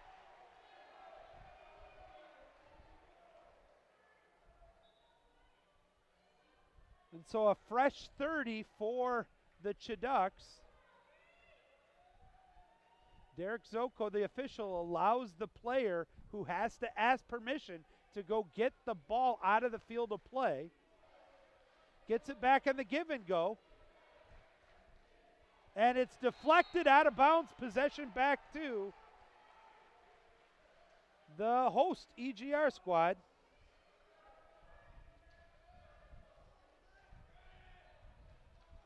Not exactly close in the last game on the other side of the state.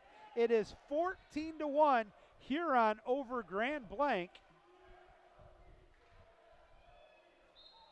A 5-meter is called. That's going to be on number 14, Posthumous. That'll be his first. That's a 5-meter, though, not a kick out. And shooting it will be Oliver Chu.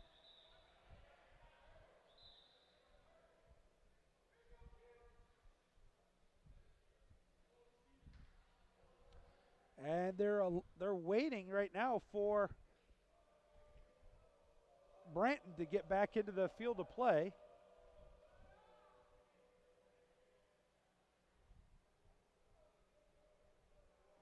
That skyline. Oops.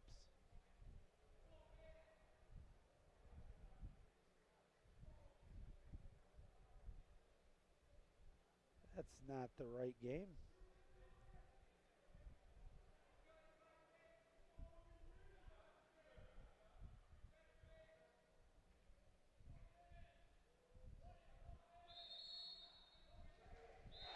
And scores. The 5-meter finds the back of the net. The crowd is ecstatic as that makes it a 4-goal advantage for East Grand Rapids.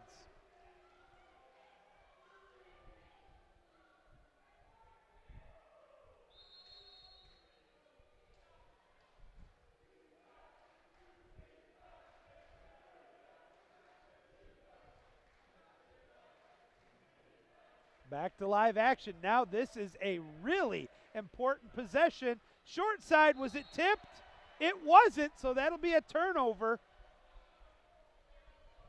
They tried to go strong side and were unable to get that one through.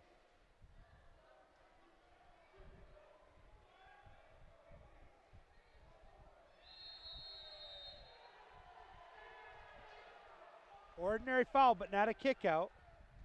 Swings it over to the opposite side. Shot clock's turned off. Swings it over, 50-50 ball. Loose ball, it's going to be taken away. 6 seconds, Zeeland with a chance. Going to have to hurry. Long pass. It's deflected, and that will end the half. So it's halftime. The two teams will switch sides with the score 7-3. EGR is 1/2 away from punching the final ticket to the state tournament. We will be back in 3 minutes after the two teams switch sides here on the Biscuit in the Basket YouTube network.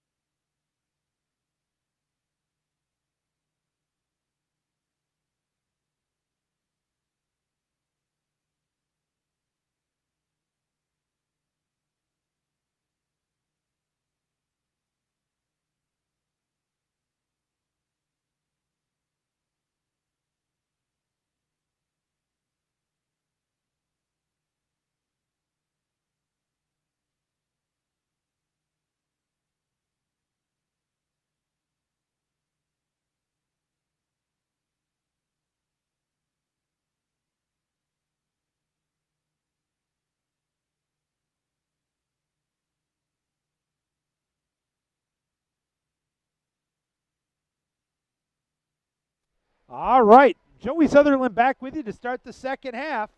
We've got 14 minutes of water polo still to decide who is going to be the number 4 team from the West region to punch that ticket and qualify for state. Right now, it's looking promising for the host, Pioneers of EGR. They're on top 7-3, but I've said this a million times. You can never count out a Zach Geschwind team. So I think this is going to be an exciting second half. Both coaches right now are talking with Ian Hewitt, the official. I'm not sure what this is all about.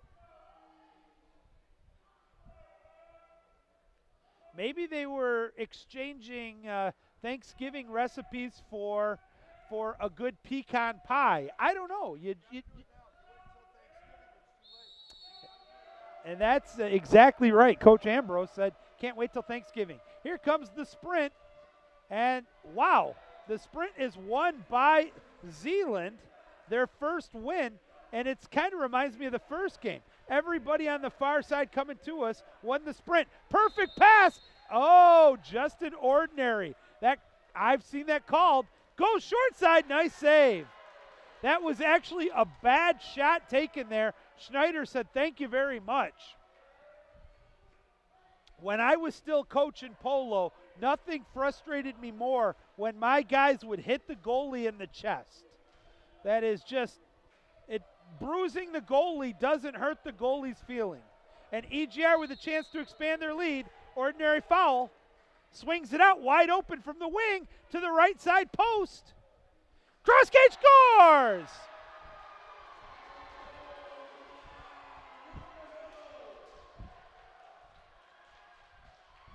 That's a big goal there.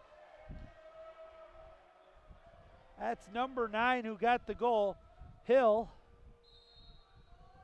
I had to wait to see for sure.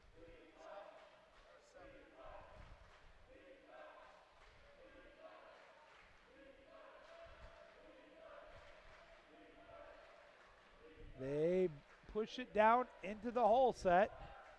Tried to swim it up. Ordinary foul. Can't shoot it. Well inside 6. Kicks it, or actually goes to the driver and scores. Number 13 is able to, Andrew Skaggs, punch that one back in. That makes it back to a 4-goal game.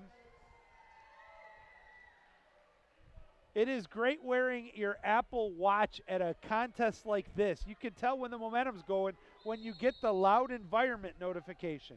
I can't hear it because of my headset, but I kind of feel it. EGR with a 4-point lead has the ball, can shoot it, pops it instead. Now kicks it down to the wing, tough angle. Shot clock down to 10. And a kick-out's coming away from the play. That's interesting. You don't see that very often. That's going to be on number 13. That's 2 on Skaggs.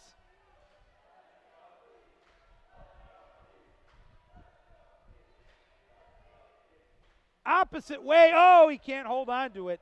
That looked like a slam dunk goal coming up. Back out to the top. And we're back to even strength. They get it down low, shoot, scores.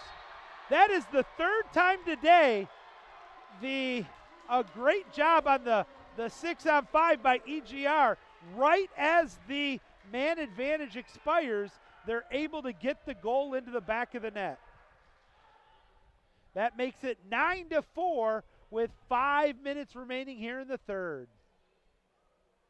On the other side of the state, it is Ann Arbor Huron 15, Grand Blanc 1. So it looks like the host Huron is going to punch their ticket. Is this a 6-on-5? It is. I didn't see the kick out. But Zeeland has the man advantage here. Cycles the ball around. Tough angle. That was not a smart shot in my opinion, as the kick out was on Whitaker Hill. And score remains 9-4.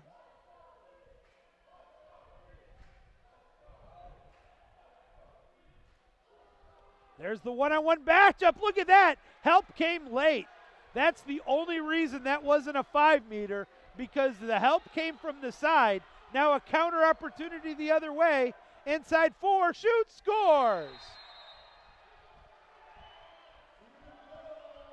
looks like number 14,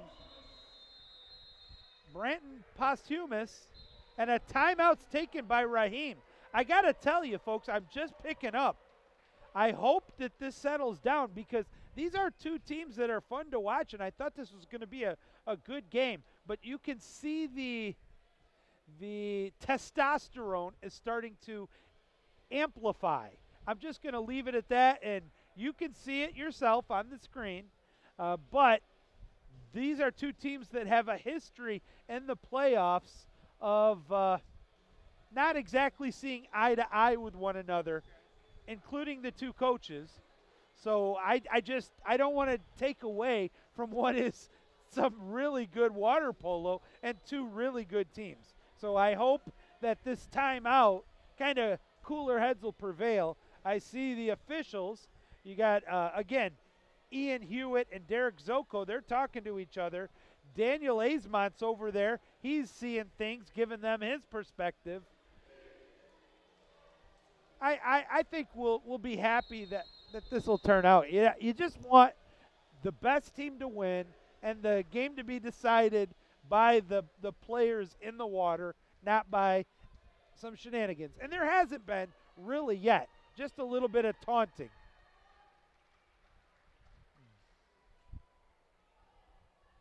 All right, after the timeout, let's see what Coach Raheem Brown's squad has in store. They get the ball into the hands of Quinn Schneider, the goalie. He fires it down to the wing, hustles back.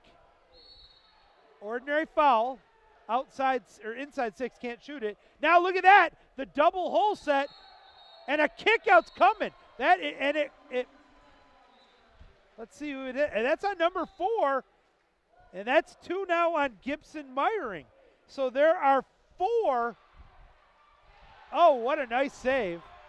There are 4 kids on Zeeland with 2 kickouts. They get the ball up the pool quickly.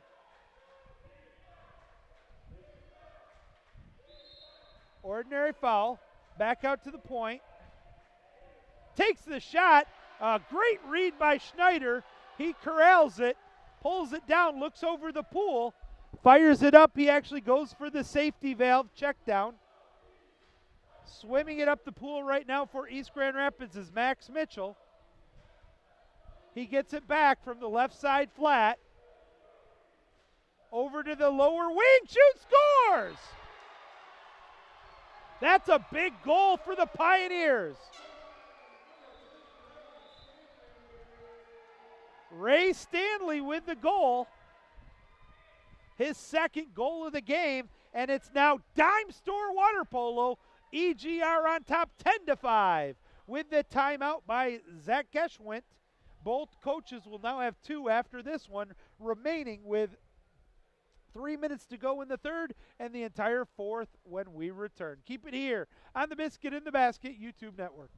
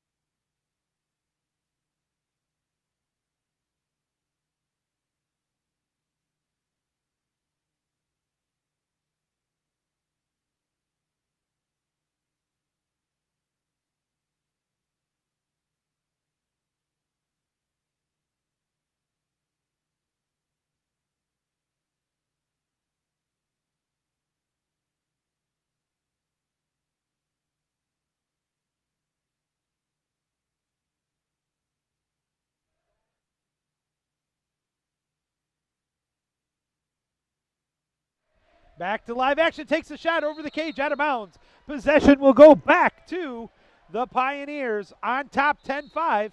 And oh, we got a kick out coming, 6-on-5. Let's see who this is on. This could be huge. That's on 21. That's his second. So now there are 5 Zeeland players with 2 kickouts.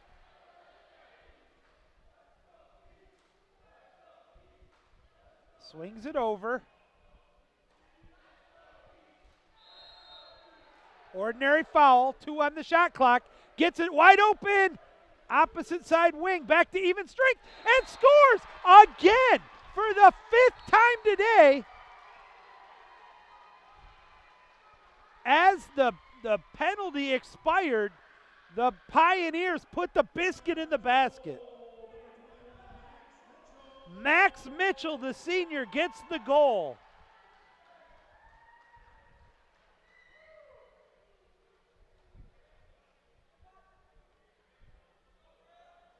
(11-5) with 2:42 to go here in the third.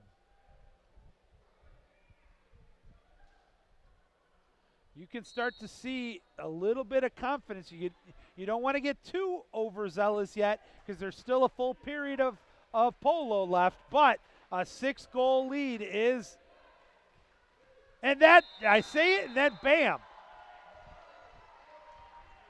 That was a great shot. Andrew Pyle. And that is the 6th goal, brings it back to a 5-goal deficit, 11-6. 2 goals now for Andrew Pyle, the junior. There is scoring. There is definitely a bunch of scorers on this Zeeland team. The question is, will they shoot it quick enough? They've had opportunities. Whereas the Pioneers have capitalized. Unfortunately, if you're a Zeeland fan, unfortunately, they haven't as much. Oh, what a shot. Oh, off the mark. Did you see how high he got out of the water? Coach Briggs is going to be ecstatic. He cleaned the rafters. He was up so high. That dust ball you see coming down on your screen was because of the head. Wow, did he get up high. White down hole, 1-on-1, can't hold on to it. Oh, a late kick out. I don't know if that's a good call, but let's see if it can be taken advantage of by Zeeland. They're calling that on 21, Mitchell. I thought that was good defensive help, honestly, but I didn't have a great angle. Shoot, scores. Number 20 finds the back of the net. Duncan Stack, the sophomore, and it's a 4-goal game, and we're still in the third period, folks.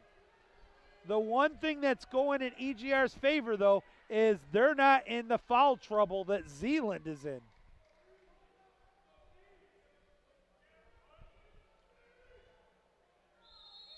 Wow. The other game is about to wrap up. It's 17-2.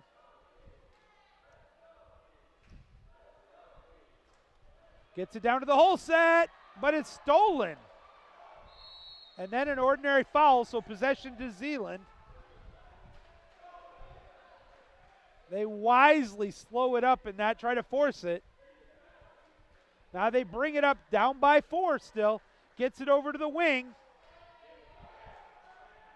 Back up to the top. I don't know if that was a pass or a shot, but it goes to EGR, and now they had a chance to the counter, but Quinn Schneider wisely holds on to it, makes sure that everybody's in place. You don't want to force anything and give opportunities that aren't there. Back up to the top. Lob shot put up, and it's over the cage, out of bounds. Possession goes back to the Chiducks, who trail by 4, under a minute to go in the third. Second driver comes through from the wing. Wants to get it to the hole, instead goes out to the flat. Now up to the top. Shoots off the mark, out of bounds. About a 1 second, half second differential between the shot clock and the game clock. Pioneers, for all practical purposes, can play for the last shot. and that is, in fact, what Raheem Brown wants his goalie, Quinn Schneider, to do. There is a lot of one-on-one battles here. Now we're under 10 seconds to go here in the third. EGR is going to go into the fourth with the lead. Takes a shot off the mark. That was with too much time. 3 seconds. Takes the shot, and that was tipped. It would have counted, but it's off the mark, and oh my goodness, what a finish. It was 7-3 at the half, a 4-goal lead for EGR. Guess what, folks? It's 11-7, a 4-goal lead for EGR. Don't touch that stream. The crazy, fanatical fourth quarter is on tact. When we return on the Biscuit in the Basket Network, we'll have all the action for you here.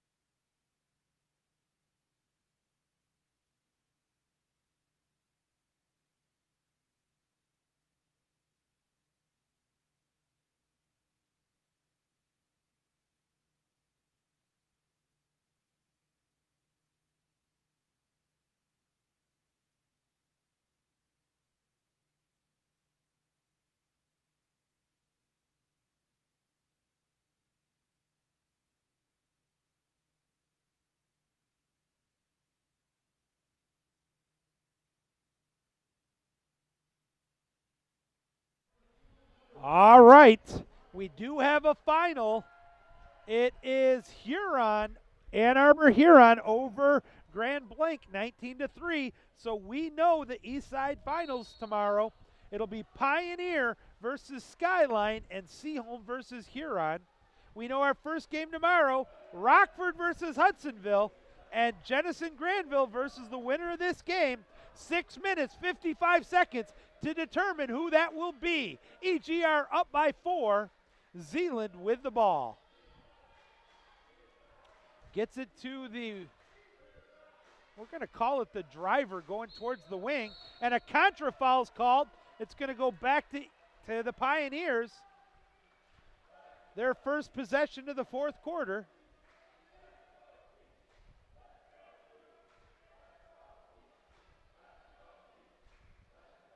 Cycles it around at the point.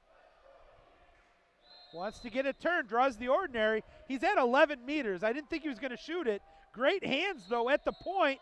And a kick-out's coming. Oh, I thought that was good help defense. Who scores?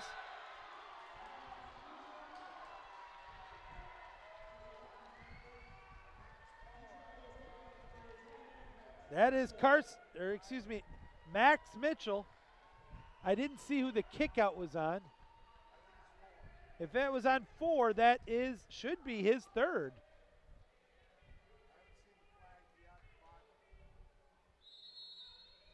Whoa. Okay. Well, he either has 2 or 3 on Meyering. I could have overwrit on the pile kick-out to make it look like a kick-out, so I apologize. And a steal. A great defensive play there by number 7, Cameron. He swam through the ball, gives it back to the Pioneers. They're up by a nickel. 5 minutes remaining. Back up to the top. Down to the whole set. A kick out. Oh. And scores. That's 3 on Skaggs for sure.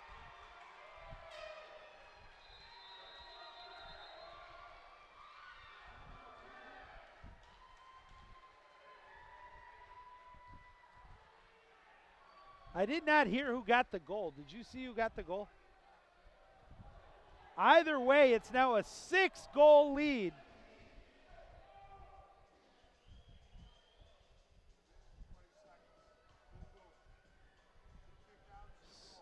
Two big ones. Now, I said that ironically the other way, where I thought EGR got a kick out that I didn't agree with, that I thought the defensive help led to a clean play. I thought the same thing on that last kick out. I mean, the officials are consistent. I'm not criticizing the call. It's a judgment call. From my perspective, is all I'm saying. That does not, folks, make it right. That's just how I see it. But I stated it. I'll say it again. Ian and Derek are two of the best officials there are in the state. I have the utmost respect for them, and I am not saying I see things better than they do, just from my perspective, just giving full disclosure. However, what is the difference in this game right now is East Grand Rapids, whether it was, like I said, they had one called on them that Zeeland scored on. Now they had one just called for them that they scored on.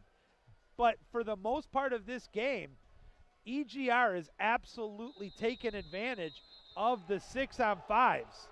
And now you're starting to see with the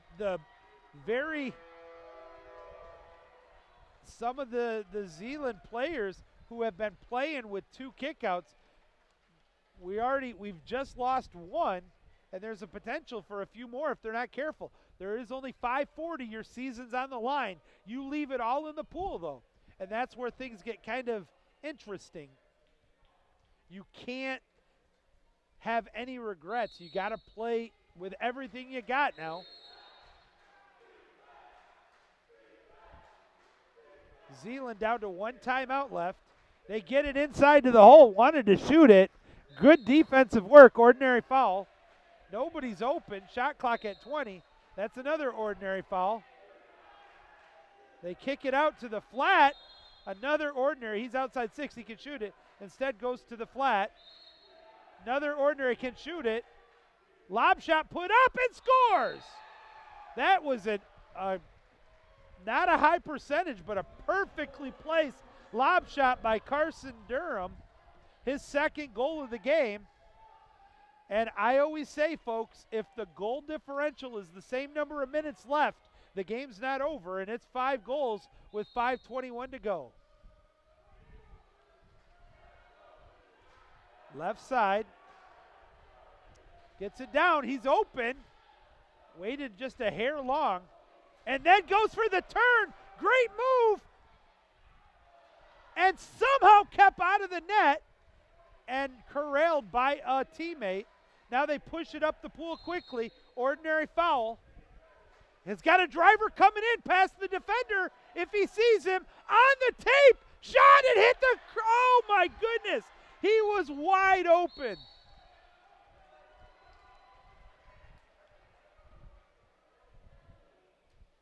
This is a crazy game, folks.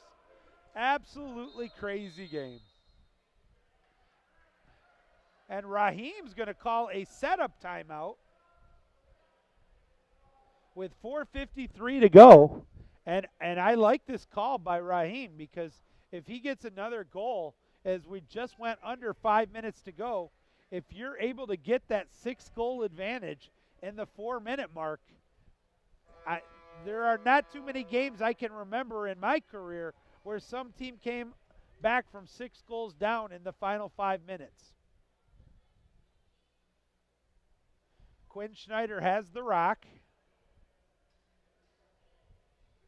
He is at the mid-pool stripe. Now they're double-checking the book, and this could be what I was talking about. And Daniel, they had one of the non-officiating officials check the book.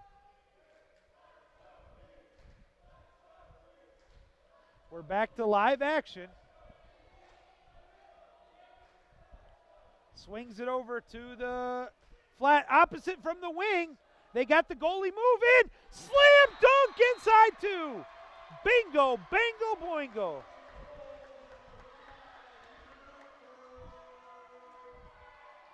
Ethan Bradford with his hat trick.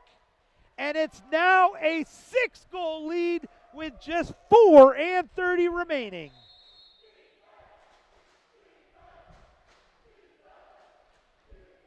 This predominantly EGR crowd is going crazy.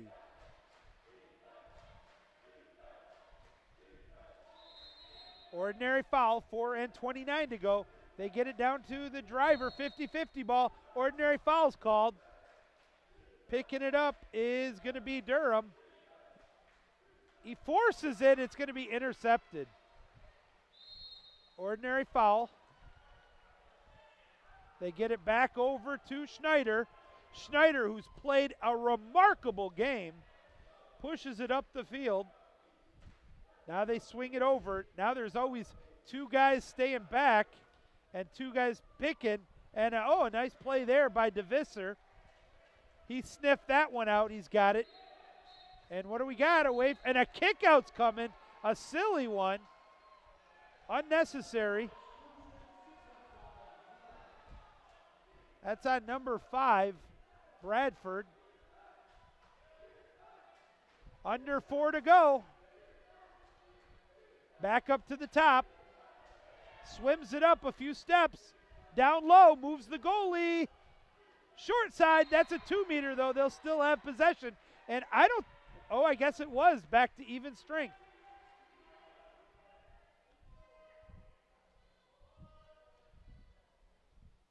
They fire it over from one wing to the other. Ordinary foul. 3.5 to go now. Shot clock down to 20. Up to the point. Right side flat. Ordinary foul. He can shoot it. He does. It's saved. 50-50 ball. And they're going to say it hit the end line. It'll go to the Pioneers.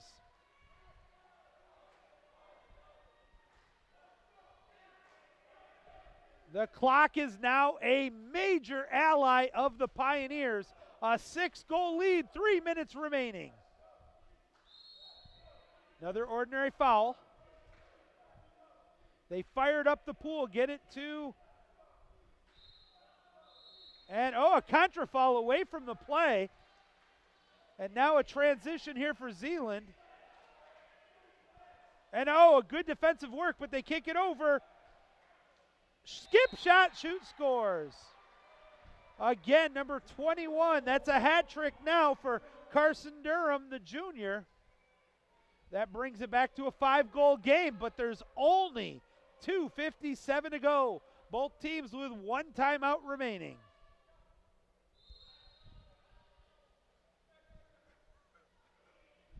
Wisely, they throw it back to Schneider.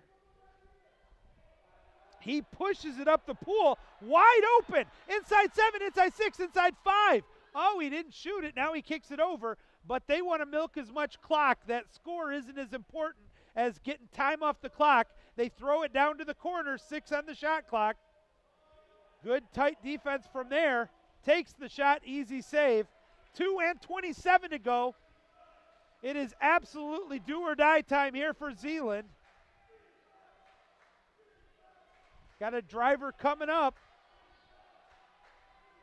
8 meters over to the flat. They want to get it to the hole set. They do so. Ordinary foul called. 10 on the shot clock. Back outside. Up to the top. 2 players there. That's a break. They give it off. He can shoot it. He does. What a save. Schneider with one of his best saves of the game. And now you see Raheem Brown telling his squad, spread out. Spread out. Milk it does the body good. Milk the clock. Force them to chase. 15 on the shot clock. Minute 46 on the game clock. 14-9 EGR on top. Ball at mid-pool. Pressure comes, ordinary foul. 2 on the shot clock. He's just going to dump it. Possession will go back to Zeeland. 90 seconds remaining. They're down by a nickel. 1 pass up to mid-pool.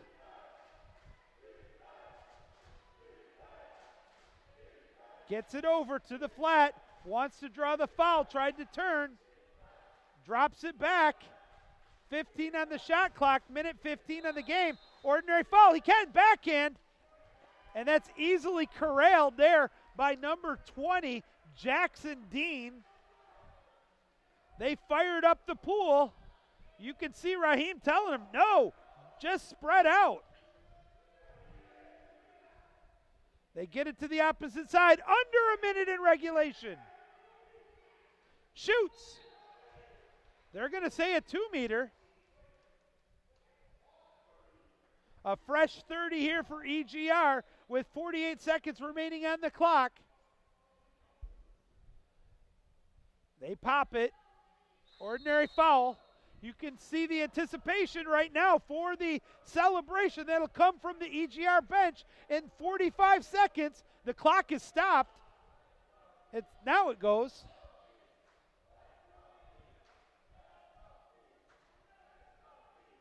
Kicks it out to the top. Partially deflected. We're down to 30 seconds remaining. Ordinary foul with 6 on the shot clock. Takes the shot, saved, but the shot clock's turned off. Final timeout taken. And folks, it's a setup only timeout.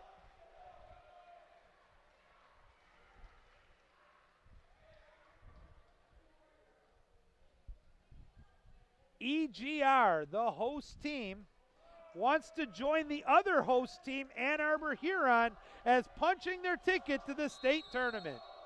There's the pop. Swings it over to the wing. Final 16 seconds. Opposite side up to the top. Swings it over. 10 seconds remaining. Skip shot over the cage. And now I think with the final 6 seconds, Raheem is going to sub in a few people. Yeah, there's a couple of guys coming in just to get a couple of seconds. 6 seconds to go.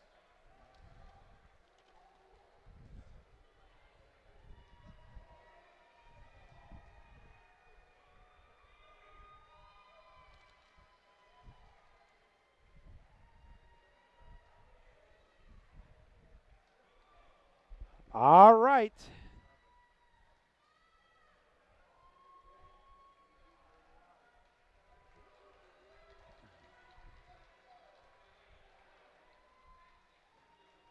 Oh, they have one too many guys still in the cement pond. Not missing that one is Zoko. He fires it back outside. The clock is starting. The celebration begins. 2, 1. That's all there is. Our final score. East Grand Rapids has punched their ticket. They are state bound with a 14-9 victory over Zeeland. Tip your cap to the effort from Zach Geschwind and his Chiducks. But today was the day for Raheem Brown and his Pioneers as they head back to state. The matchups are set. Now all to be decided is who will be 1 through 4 seed. We'll decide that tomorrow. The first 2 games here at East Grand Rapids at 9 o'clock. At 9 o'clock, it will be the most replayed game, rivaling only maybe, I don't know that any game's been played more, maybe Boston Red Sox versus New York Yankees, but it will be Rockford versus Hudsonville at 9 bells. 10:15, it will be these EGR Pioneers taking on the defending state champions, Jenison Granville. On the other side of the state, on the Biscuit in the Basket 2, It'll be at 9 o'clock. Ann Arbor Pioneer versus Skyline Saline, and Seaholm versus Ann Arbor Huron. Folks, that's going to just about wrap it up here today from East Grand Rapids. I'm Joey Sutherland. A big thank you to Hall of Fame coach Jock Ambrose for keeping me company here in the last couple games. That's going to wrap it up. Thanks for watching.